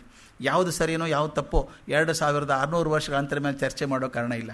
ಆದರೆ ಒಂದು ಸತ್ಯ ಅಂದರೆ ಮಹಾಕಾಶ್ಯಪನಂಥ ಜ್ಞಾನಿ ಕೂಡ, ಶಾಸ್ತ್ರಜ್ಞಾನಿ ಕೂಡ ಹೃದಯದ ಭಾಷೆಗೆ ಕರಗಿ ಸೇವಕನಾದ ಅನ್ನೋದು ಮರಿಬೇಕು. ಅಂದರೆ ಜ್ಞಾನ ಹೃದಯದ ಮುಂದೆ ಕರಗಬೇಕು ಅನ್ನೋದನ್ನು ಸಾಕ್ಷಾತ್ಕಾರ ಮಾಡಿದಂಥದ್ದು. ಈ ಮಹಾಕಾಶ್ಯಪ ಹಾಗೆ ಬದುಕಿದ್ದವನು. ಇನ್ನಿಬ್ಬರು ಶಿಷ್ಯರು ಜೊತೆಗೆ ಹೇಳಬೇಕಾಗ್ತದೆ, ಶಾರಿಪುತ್ರ ಮತ್ತು ಮೌದ್ಗಲ್ಯಾಯನ ಅಂತ. ಭಾರಿ ಬುದ್ಧಿವಂತರು ಇವರು. ಶಾರಿಪುತ್ರ ನಲಂದಾದವನು, ಅಲ್ಲಿ ನಲಂದ ಅಂತಿದೆಯಲ್ಲ, ನಲಂದಾದವನು. ಮಾಥರ ಅನ್ನುವಂಥ ಬ್ರಾಹ್ಮಣನ ಮಗ ಕೋಷ್ಠಿಲ ಅಂತ ಒಬ್ಬ ಇದ್ದ. ಹೆಸರು ನೆನಪಿಡಬೇಕು ಅಂತೇನಿಲ್ಲ, ಸುಮ್ಮನೆ ಮನಸ್ಸಲ್ಲಿ ಇರಲಿ. ಮಾಥರ ಅನ್ನೋ ಬ್ರಾಹ್ಮಣನ ಮಗ ಕೋಷ್ಠಿಲ ಅಂತ ಅವನ ಹೆಸರು. ಅವನು ಲೋಕಾಯತ ಮತ ಅಂತ ನಮ್ಮ ದಕ್ಷಿಣ ಭಾರತದಲ್ಲಿ ಇರುವಂಥದ್ದು. ಆ ಲೋಕಾಯತ ಮತವನ್ನು ಕಲಿಬೇಕು ಅಂತ ಬಂದ, ಅಲ್ಲಿಂದ ನಳಂದಾದಿಂದ ಬಂದ. ಬಂದು ಇಲ್ಲೇ ವಸ್ತಿ ಹಾಕಿದ. ತನ್ನ ತಂಗಿಯನ್ನು ಕರ್ಕೊಂಬಂದ ಜೊತೆಗೆ. ಇಲ್ಲಿ ಶಾಸ್ತ್ರ ಅಧೀನ ಆಗೋವರೆಗೂ ನಾನು ಊರಿಗೆ ಹೋಗಲ್ಲ ಅಂತ ಹಠದಿಂದ ಕಲಿತಾ ಇದ್ದ. ಎಷ್ಟೋ ವರ್ಷ ಇಲ್ಲೇ ಉಳ್ಕೊಂಡ್ಬಿಟ್ಟ ಅವನು ಪ್ರತಿಜ್ಞೆ ಮಾಡಿದ್ದ. ಕೆಲವು ಪ್ರತಿಜ್ಞೆ ವಿಚಿತ್ರ ಇರ್ತವೆ. ಅವನು ಹೇಳ್ತಾನೆ, ಲೋಕಾಯತ ಮಾತ ನನಗೆ ಪೂರ್ತಿ ಸ್ವಾಧೀನ ಆಗುವವರೆಗೂ ನಾನು ಉಗುರು ಕತ್ತರಿಸ್ಕೊಳ್ಳಲ್ಲ ಅಂತ ಮಾಡಿದ್ದ. ಅಂದ್ರೆ ಅವ್ನು ಉಗುರು ಏನಾಗಿರ್ಬೇಕು ಲೆಕ್ಕ ಹಾಕೊಳ್ಳಿ. ಅವನು ಅವಾಗೆಲ್ಲ ರೆಕಾರ್ಡ್ ಇರಲಿಕ್ಕಿಲ್ಲ, ಇಷ್ಟುದ್ದಾಗಿತ್ತು. ಅವನ ಹೆಸರು ಇಟ್ಬಿಟ್ರಂತೆ ಜನ, ಕೋಷ್ಟಿಲ್ಲ ಅಲ್ಲ, ಅವನು ದೀರ್ಘನಖ ಅಂತ. ದೀರ್ಘನಖ ಅಂದರೆ ಉದ್ದಕ್ಕೂ ಉಗುರಿಟ್ಟವನು ಅಂತ. ಅವನ ತಂಗಿ ಹೆಸರು ಶಾರಿ ಅಂತ. ಅವನ ತಂಗಿ ಹೆಸರು ಶಾರಿ. ಆಕೆ ಇಲ್ಲೇ ಇದ್ಲಲ್ಲ ಎಷ್ಟೋ ವರ್ಷ. ಇಲ್ಲೇ ದಕ್ಷಿಣದ ಬ್ರಾಹ್ಮಣ ಒಬ್ಬ ತಿಷ್ಯ ಅನ್ನೋವನು ಲಗ್ನ ಅದು. ತಿಷ್ಯನ ಮದುವೆ ಆದಮೇಲೆ ಒಂದು ಮಗು ಆಯಿತು. ಆ ಮಗುನಿಗೆ ಉಪತಿಷ್ಯ ಅಂತ ಹೆಸರಿಟ್ರು. ತಿಷ್ಯನ ಮಗ ಉಪತಿಷ್ಯ ಅಂತ ಹೆಸರಿಟ್ರು. ಆದರೆ ಅವನು ಹಾಗೇನೆ ಉಪತಿಷ್ಯ ಅಂತ ಕರೆಯೋದು ಬಂದು ಶಾರದ್ವತಿ ಪುತ್ರ ಅಂತ ಕರೆದ್ರು. ಆಕೆ ಶಾರಿ ಅನ್ನೋದು ಪೂರ್ತಿ ಹೆಸರು ಶಾರದ್ವತಿ ಅಂತ ಇರಬೇಕು, ಕರೆಯೋದೆಲ್ಲ ಶಾರಿ ಅಂತ ಕರಿತಾಯಿದ್ರು. ಶಾರದ್ವತಿ ಪುತ್ರ ಅಥವಾ ಶಾರಿ ಪುತ್ರ ಅಂತ ಶುರು ಮಾಡಿದರು. ಭಾಳ ಜನ ಅವನ ಹೆಸರು ಉಪತಿಷ್ಯ ಅನ್ನೋದು ಮರ್ತೇ ಬಿಟ್ರು. ಶಾರಿ ಪುತ್ರ, ಶಾರಿ ಮಗ ಅಂತ ಹಾಗೆ ಉಳ್ಕೊಂಡ್ಬಿಡ್ತದೆ. ಶಾರಿ ಪುತ್ರ ಅಂತ ಉಳ್ಕೊಂಡ್ಬಿಡ್ತು. ಅವ ಬಾಲ್ಯದಿಂದಲೂ ಅತ್ಯಂತ ಮೇಧಾವಿ ಆದಂಥ ಹುಡುಗ. ಎಲ್ಲ ಶಾಸ್ತ್ರಗಳನ್ನು, ಉಪನಿಷತ್ತುಗಳನ್ನು, ಬ್ರಾಹ್ಮಣಗಳನ್ನು, ಪುರಾಣಗಳನ್ನು ಸಣ್ಣ ವಯಸ್ಸಿನಲ್ಲೇ ಬಾಯ್ಪಾಠ ಆಗುವಷ್ಟರ ಮಟ್ಟಿಗೆ ಚೆನ್ನಾಗಿ ಓದ್ಕೊಂಡ್ಬಿಟ್ಟ. ವಿಶಾರದ ಆಗಿಬಿಟ್ಟ. ಅವನ ಪಕ್ಕದ ಹಳ್ಳಿಯಲ್ಲಿ ಪೋತಾಲ ಅಂತ ಒಬ್ಬ ಬ್ರಾಹ್ಮಣ. ಅವ ಕೌಂಡಿಣ್ಯ ರಾಜನ ಪುರೋಹಿತನಾಗಿದ್ದವನು. ಅವನ ಹೆಂಡತಿ ಹೆಸರು ಮುದ್ಗಲಿ ಅಂತ. ಒಬ್ಬನೇ ಒಬ್ಬ ಮಗ, ಅವನ ಹೆಸರು ಕೋಲಿತ ಅಂತ. ಹೆಸರು ಹೋಗ್ತಾವು, ಒಂದೇ ಉಳಿದ ಕೊನೆಗೆ. ತಾಯಿ ಮುದ್ಗಲಿ ಆದ್ದರಿಂದ ಈ ಹುಡುಗ ತಾಯಿನ ತುಂಬ ಹೋಲ್ತಾ ಇದ್ದ ರೂಪದಲ್ಲಿ. ಆದ್ದರಿಂದ ಮುದ್ಗಲಿ ಮಗ ಹೇಗಿದ್ದ ನೋಡಿ, ಇವನು ಮುದ್ಗಲಿ ಮಗ ಹೇಗಿದ್ದ ನೋಡು ಅಂದ್ಕೊಂಡು ಮುದ್ಗಲಿ ಪುತ್ರ ಅನ್ನೋಕೆ ಶುರು ಮಾಡಿದರು. ಆ ಮುದ್ಗಲಿ ಪುತ್ರನ ಮೌದ್ಗಲ್ಯಾಯನ ಅಂತಾಯ್ತು. ಅವನ ಹೆಸರು ಶಾರಿ ಪುತ್ರ. ಹೇಗೆ ಶಾರಿ ಮಗ ಶಾರಿ ಪುತ್ರ ಆದ್ನೋ, ಮುದ್ಗಲಿ ಮಗ ಮೌದ್ಗಲ್ಯಾಯನ ಆದ. ಇವನು ಕೂಡ ಅಸಾಧ್ಯ ಮೇಧಾವಿ ಹುಡುಗ. ಸಣ್ಣ ವಯಸ್ಸುಗಳಲ್ಲಿ ಇವನು ಪ್ರಸಂಗ ಏರಿಯಾದಲ್ಲೇ ಅತ್ಯಂತ ಬುದ್ಧಿವಂತ ಅಂತ ಆಗ್ಬಿಟ್ಟ. ಕಲಿಬೇಕಾದ್ರೆ ಹೋಗ್ಬೇಕಲ್ಲ, ಎಲ್ಲಿ ಹೋಗಬೇಕು? ಆಗೆಲ್ಲ ಹೋಗಬೇಕಾದ್ರೆ ನಳಂದ ಯೂನಿವರ್ಸಿಟಿಗೆ ಹೋಗ್ಬೇಕಲ್ಲ. ಅವಾಗೆಲ್ಲ ನಳಂದ ಶಾಲೆಗೆ ಇಬ್ಬರು ಹೋದರು. ಶಾರಿ ಪುತ್ರ ಮೌದ್ಗಲ್ಯಾಯನ ಒಂದೇ ತರಗತಿಯಲ್ಲಿ, ಒಂದೇ ವಯಸ್ಸಿನವರು, ಒಂದೇ ಕಡೆ ಕಲಿಯೋಕೆ ಶುರು ಮಾಡಿದರು. ಇಬ್ಬರಲ್ಲೂ ಕಾಂಪಿಟೀಷನ್, ತುಂಬ ಹೆಲ್ದಿ ಕಾಂಪಿಟೀಷನ್. ಚೆನ್ನಾಗಿ ಕಲ್ತರು. ಎಷ್ಟರ ಮಟ್ಟಿಗೂ ಅಂದರೆ ಶಾರಿ ಪುತ್ರ ಮೌದ್ಗಲ್ಯಾಯನ ನಡುವೆ ಯಾರು ದೊಡ್ಡವರು, ಯಾರು ಹಿರಿಯರು ಅಥವಾ ಯಾರು ಬುದ್ಧಿವಂತರು ಅಂತ ಗೊತ್ತು ಮಾಡೋಕೆ ಆಗದಷ್ಟು ದೊಡ್ಡವರಾಗ್ಬಿಟ್ರು. ಆ ನಂತರ ಮುಗಿದ ಮೇಲೆ ರಾಜಗೃಹ, ಎಲ್ಲಿ ಬುದ್ಧ ತನ್ನ ಕಟ್ಸಿದ್ನಲ್ಲ, ವೇಣುವನದಲ್ಲಿ ಕಟ್ಸಿದ್ನಲ್ಲ ವಿಹಾರ, ಅದ್ರ ಹತ್ತಿರ ಇರುವಂಥ ಒಂದು ರಾಜಗೃಹದಲ್ಲಿ ಸಂಜಯ ಅಂತ ಒಬ್ಬ ದೊಡ್ಡ ಜ್ಞಾನಿ ಇದ್ದ. ಅವನ ಕಡೆಗೆ ಸೇರಿಕೊಂಡ್ರು ಇವರು, ಪರಿವರಾಜಕರಾಗಿ ಸೇರಿಕೊಂಡ್ರು ಇಬ್ಬರು ಸನ್ಯಾಸಿಗಳಾಗಿ. ಶಾರಿಪುತ್ರ ಮೌದ್ಗಲ್ಯಾಯನ ಇಬ್ಬರೂ ಸೇರಿಕೊಂಡ್ರು. ಆ ಸಮಯ ಒಂದು ಸಲ ಹಿಂಗೆ ರಸ್ತೆಯಲ್ಲಿ ಹೋಗ್ತಿರ್ಬೇಕಾದ್ರೆ, ಶಾರಿಪುತ್ರ ಮೌದ್ಗಲ್ಯಾಯನ ಹೋಗ್ತಿರ್ಬೇಕಾದ್ರೆ, ಅಶ್ವಜಿತ ಅಂತ ಹೇಳಿದ್ನಲ್ಲ ಮೊದಲು ಪಂಚ ಶಿಷ್ಯರೊಳಗೆ ಒಬ್ಬ, ರಸ್ತೆಯಲ್ಲಿ ಹೋಗ್ತಿದ್ದಂತೆ. ಅವನ ಮುಖದಲ್ಲಿ ತುಂಬ ಗಂಭೀರವಾದ ಹುಡುಗ, ಬುದ್ಧನ ವಯಸ್ಸಿನವನೇ ಆಲ್ಮೋಸ್ಟ್ ಅವನು ನೋಡಿಬಿಟ್ಟು ಇವರಿಬ್ಬರು ಹೋಗಿ, ನೀವು ಯಾರು ಶಿಷ್ಯರು, ನೀವು ಏನು ಮಾಡ್ತಿದ್ದೀರಿ ಇಲ್ಲಿ ವಿಹಾರದಲ್ಲಿ ಅಂತ ಕೇಳಿದಂತೆ. ಇಲ್ಲ, ನಮ್ಮ ಗುರು ಹೀಗೆ ಶಾಕ್ಯಮುನಿ ಬುದ್ಧ ಅಂತ ಕರಿತೀವಿ, ಗೌತಮ ಬುದ್ಧ ಅಂತೂ ಕರಿತೀವಿ, ಅವನ ಜ್ಞಾನ ಕೊಟ್ಟಿದ್ದಾನೆ ನಮಗೆ, ಅವನು ಶಿಷ್ಯರಾಗಿದ್ದೀವಿ ಅಂತ. ಅಲ್ಲ, ಇಷ್ಟೆಲ್ಲ ವೇದಾಂತ ಓದ್ಕೊಂಡು ಅವನ ಕಡೆ ಯಾಕೆ ಹೋದ್ರಿ ಅಂತ ಕೇಳಿದಂತೆ. ಇಲ್ಲ, ನಮ್ಗೆ ಗೊತ್ತಾಯಿತು ಇದು ಮೀರಿದ್ದಿದೆ ಅವನ ಕಡೆಗೆ ಅಂತ. ಏನು ಹೇಳ್ತಾನೆ ಅವನು? ಹಾಗಾದರೆ ಬನ್ನಿ ನನ್ನ ಜೊತೆಗೆ ಅಂತ. ಆ ಅಶ್ವಜಿತ ಕೂತ್ಕೊಂಡು ಇವರಿಗೆಲ್ಲ ಪೂರ್ತಿ ಹೇಳ್ತಾನೆ, ಬುದ್ಧನ ಸಿದ್ಧಾಂತಗಳನ್ನು ಹೇಳ್ತಾನೆ. ಹೇಳಿದ ಅವರಂತಾರೆ, ನಾನು ನಿಮ್ಮ ಜೊತೆಗೆ ಬಂದುಬಿಡ್ತೀವಿ. ಅವರಿಬ್ಬರು ಹೋಗಿ ಅಲ್ಲಿ ಶಾಕ್ಯ ಮುನಿಗೆ ಸೇರಿಕೊಂಡು ಅವನ ಕಡೆ ಶ್ರಮಣಕರಾಗಿಬಿಟ್ರು. ಅವರು ಎಷ್ಟರ ಮಟ್ಟಿಗೆ ದೊಡ್ಡವರಾದರು ಅವರು ಅಂದರೆ, ಹೇಳ್ತೀನಲ್ಲ, ಈ 3 ಜನ ಮರೆಯೋಂಗಿಲ್ಲ ಅಂತ. ಮೊದಲಿದ್ದು ಅವನು ಮಹಾಕಾಶ್ಯಪ. ಈ ಶಾರಿಪುತ್ರ ಮೌದ್ಗಲ್ಯಾಯನ ಎಷ್ಟು ದೊಡ್ಡವರಾದ್ರಂದರೆ ಬುದ್ಧ ಮೆಚ್ಕೊಂಡು ಹೇಳ್ತಿದ್ದಂತೆ, ಶಾರಿಪುತ್ರ ಶಿಷ್ಯರಿಗೆ ಮಗುವನ್ನು ಹೆತ್ತ ತಾಯಿಯಂತೆ, ಮೌದ್ಗಲ್ಯಾಯನ ಪಾಠ ಕಲಿಸುವ ಗುರು ಇದ್ದಂತೆ ಅಂತ. ಎಂಥ ಸರ್ಟಿಫಿಕೇಟ್ ರೀ ಅದು ಬುದ್ಧನ ಕಡೆ ಸಿಗಬೇಕಾದ್ರೆ. ಅಂದರೆ ಶಾರಿಪುತ್ರನ ಮೂಲ ಆಕರ್ಷಣೆ ಪ್ರೀತಿ, ಮೌದ್ಗಲ್ಯಾಯನದು ಜ್ಞಾನ. ಎಷ್ಟು ಚೆಂದ ನೋಡಿ ಅದು. ಶಾರಿಪುತ್ರ ತಾಯಿ ಇದ್ದ ಹಾಗೆ, ಮೌದ್ಗಲ್ಯಾಯನ ಕಲಿಸುವ ಗುರು ಇದ್ದ ಹಾಗೆ ಅಂತ ಹಾಗೆ ಕಲಿಸಿದ್ರು. ಅವನು ಹೇಳ್ತಾನೆ, ನನ್ನ ನಂತರ, ಮಹಾಕಾಶ್ಯಪನ ನಂತರ ಈ ಗಣನಾಯಕ ಆಗೋದು ಇವರಿಬ್ಬರೇನೆ ಅಂತ ಹೇಳಿ ಶಾರಿಪುತ್ರನ ಧರ್ಮ ಸೇನಾಪತಿ ಅಂತ ಕರೆದ. ಅತ್ಯಂತ ಶ್ರೇಷ್ಠ ಶಿಷ್ಯರವರು. ಅವನು ಧರ್ಮ ಸೇನಾಪತಿ ಅಂತ ಕರೆದ. ಈ ಶಾರಿಪುತ್ರನ ಶ್ರದ್ಧೆ ಅಪಾರವಾದಂಥದ್ದು. ಬುದ್ಧನ ಮೇಲೆ ಆ ನಂಬಿಕೆ ಎಷ್ಟು ಅಪಾರ ಅಂತಂದರೆ ಒಂದು ಸಲ ಉತ್ಸಾಹ ಮೇರಿ ಹೋಗ್ಬಿಡ್ತದೆ. ಕೆಲವೊಂದು ಸಲ ನಾವು ಹೊಗಳೋಕ್ಕೆ ಹೋದಾಗ ಬೌಂಡ್ರಿ ದಾಟಿ ಹೋಗ್ಬಿಡ್ತೀವಲ್ಲ, ಹಾಗೊಂದು ಸಲ ಬಂದ ಬುದ್ಧನ ಮುಂದೆ ಕೂತ್ಕೊಂಡಂತೆ, ಬಂತೆ ಅಂದರೆ ಗುರುವೇ ಅಂತಂದ ಹಾಗೆ, ಬಂತೆ ನಿನ್ನಂಥ ಅರ್ಹತ ಹಿಂದೆ ಇರಲಿಲ್ಲ, ಮುಂದೆ ಇರೋಕ್ಕೆ ಸಾಧ್ಯ ಇಲ್ಲ ಅಂದ್ಬಿಟ್ಟ. ನಿನ್ನಂಥ ಅರ್ಹತ ಅಂದರೆ ಬುದ್ಧತ್ವ ಪಡ್ಕೊಂಡವನು ಹಿಂದೆ ಇರಲಿಲ್ಲ, ಮುಂದೆ ಇರೋದಿಲ್ಲ ಅಂತ. ಬುದ್ಧ ತನ್ನ ಯೂಶ್ವಲ್ ಈ ಸ್ಮೈಲ್ಡ್ ಬ್ಯೂಟಿಫುಲಿ ನಕ್ಬಿಟ್ಟು ಹೇಳಿದಂತೆ, ನನ್ನ ಹಿಂದೆ ಇರುವಂಥ ಎಷ್ಟು ಮಂದಿ ಅರ್ಹತರ ಪರಿಚಯ ಇದೆಯಪ್ಪ ನಿನಗೆ ಅಂತ ಕೇಳಿದಂತೆ. ಯಾರ್ದೂ ಗೊತ್ತಿಲ್ಲ. ಮುಂದೆ ಬರೋರು ಯಾರ್ದು ಪರಿಚಯ ಇದೆ ಗೊತ್ತಿಲ್ಲ. ಮತ್ತು ಹೆಂಗೆ ಹೇಳಿದೆ ಎಲ್ಲಕ್ಕಿಂತ ನಾನೇ ದೊಡ್ಡವನು ಅಂತ. ಅವನು ಹೇಳ್ತಾನೆ, ಪ್ರೀತಿ ಕೂಡ ಆಸೆ ಆಗಿಬಿಡುತ್ತೆ. ಎಂಥ ಚಂದ ಮಾತದು. ಪ್ರೀತಿ ಕೂಡ ದಡ ಮೀರಿದರೆ ಆಸೆ ಆಗಿಬಿಡುತ್ತೆ, ಅದು ಅತಿ ಆಗಬಾರ್ದು.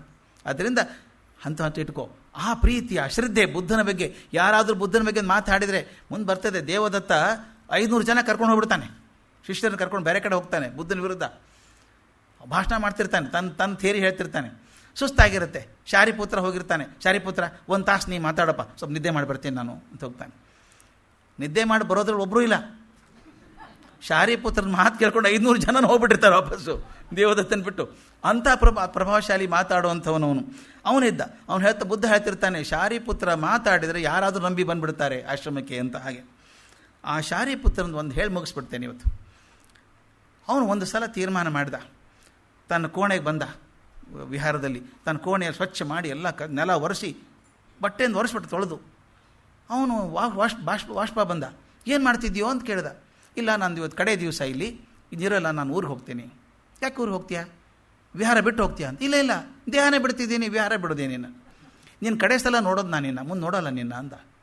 ಏಕಾಏಕಿ ಯಾಕೋ ಹಿಂಗೆ ಅಂದ. ಇಲ್ಲ, ನಾನು ಹೋಗ್ತೀನಿ, ಕೆಲಸ ಇದೆ ನನಗೆ, ಹೋಗ್ತೀನಿ, ಗುರುಗಳಿಗೆ ಹೇಳ್ತೀನಿ. ಬುದ್ಧನಿಗೆ ಹೇಳಿ, ಗುರುವೇ ನಾನೀಗ ನಮ್ಮ ಊರಿಗೆ ಹೋಗ್ತೀನಿ ನಳಂದಕ್ಕೆ, ನಾನು ಅಲ್ಲೇ ಸಾಯಬೇಕು ಅಂತ ತೀರ್ಮಾನ ಮಾಡ್ಕೊಂಡಿದ್ದೀನಿ. ಯಾವಾಗ ದೇಹ ಬಿಡಬೇಕಂತೀಯ? ಏನು ಇವರು ಕೇಳೋದು ಮಾತು ನೋಡಿ, ಗುರುಗಳ ಶಿಷ್ಯ ಕೇಳೋದು, ನೀ ಯಾವಾಗ ದೇಹ ಬಿಡಬೇಕಂತೀಯ ಅಂತ ಕೇಳಿದ. ನಾನೊಂದು 7-8 ದಿವಸದಲ್ಲಿ ಬಿಡಬೇಕು ಅಂತ ತೀರ್ಮಾನ ಮಾಡ್ಕೊಂಡಿದ್ದೀನಿ. ಅಲ್ಲಿ ನನ್ನ ತಾಯಿ ಕಾಯ್ತಿದ್ದಾಳೆ, ಅಲ್ಲಿ ಹೋಗ್ತೀನಿ, ಯಾವ ಊರಲ್ಲಿ ಹುಟ್ಟಿದ್ನೋ ಅದೇ ಊರಲ್ಲಿ ಸಾಯಬೇಕು ಅಂದ್ಕೊಂಡಿದ್ದೀನಿ ಅಂತ.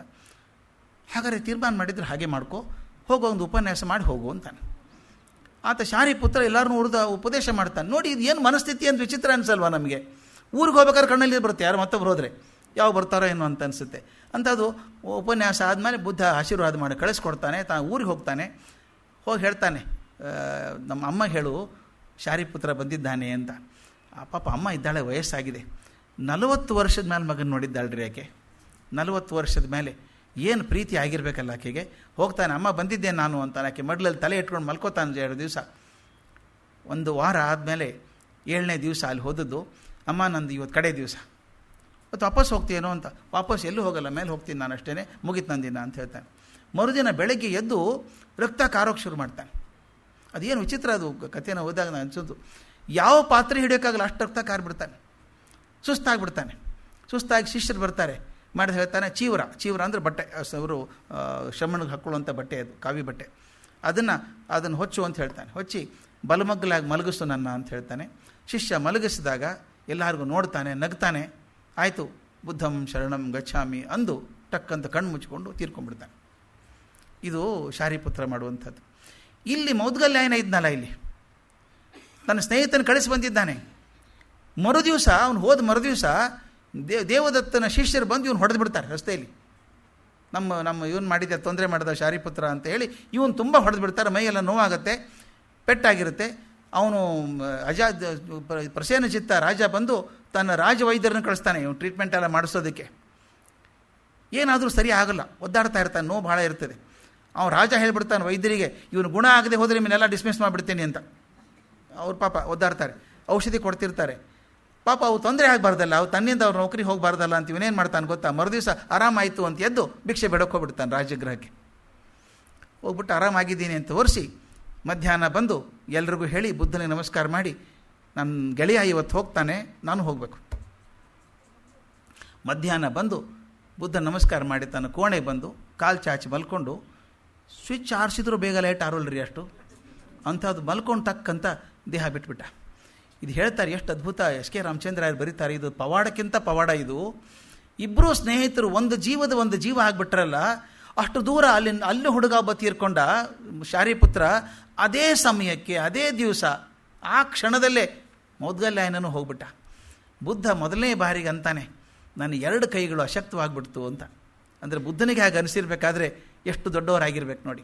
ಬುದ್ಧ ತಾನೇ ನಿಂತ್ಕೊಂಡು ತನ್ನ ತಮ್ಮ ಅನುರುದ್ಧನ ಕಡಿದ್ದ ಸಂಸ್ಕಾರ ಎಲ್ಲ ಮಾಡಿಸಿ ಅಸ್ಥಿಗಳನ್ನು ಕರಂಡಕದಲ್ಲಿ ಹಾಕಿ ಮುಂದೆ ದೊಡ್ಡ ಒಂದು ವಿಹಾರ ಕಟ್ಟಿಸ್ತಾರೆ, ಚೈತ್ಯವನ ಅಂತ. ಚೈತ್ಯವನದಲ್ಲಿ ಕರಂಡಕವನ್ನು ಸ್ಥಾಪನೆ ಮಾಡಿದ್ರಂತೆ. ಹೀಗೆ ಬುದ್ಧ ಶಿಷ್ಯರನ್ನು ನೆನೆಸ್ಕೊಂಡ. ಈ 3 ಶಿಷ್ಯರಾದ ಮೇಲೆ ನಾಳೆ ಕೊನೆ ದಿವಸದೊಳಗೆ ಭಾಳ ಮುಖ್ಯವಾಗಿ ಬರಬೇಕಾದದ್ದು, ನನಗೆ ಭಾಳ ಮುಖ್ಯ ಅನಿಸಿದ್ದು ಸ್ನೇಹಿತರೆ ಹೇಳಿಬಿಡ್ಬೇಕು. 3 ಜನ ಹೆಣ್ಮಕ್ಕಳು ಬುದ್ಧನ ಜೀವನದಲ್ಲಿ ಅತ್ಯಂತ ದೊಡ್ಡ ಪಾತ್ರ ವಹಿಸಿದವರು. ನನ್ನ ಪ್ರಕಾರ ಬುದ್ಧ ಆಗೋದಕ್ಕೆ ಕಾರಣ ಆದವರು 3 ಜನ. ಮೊದಲನೇದು ಮಾಯಾದೇವಿ ತಾಯಿ, ಕರುಣೆಯ ಸಾಗರ ಹಾಕಿ.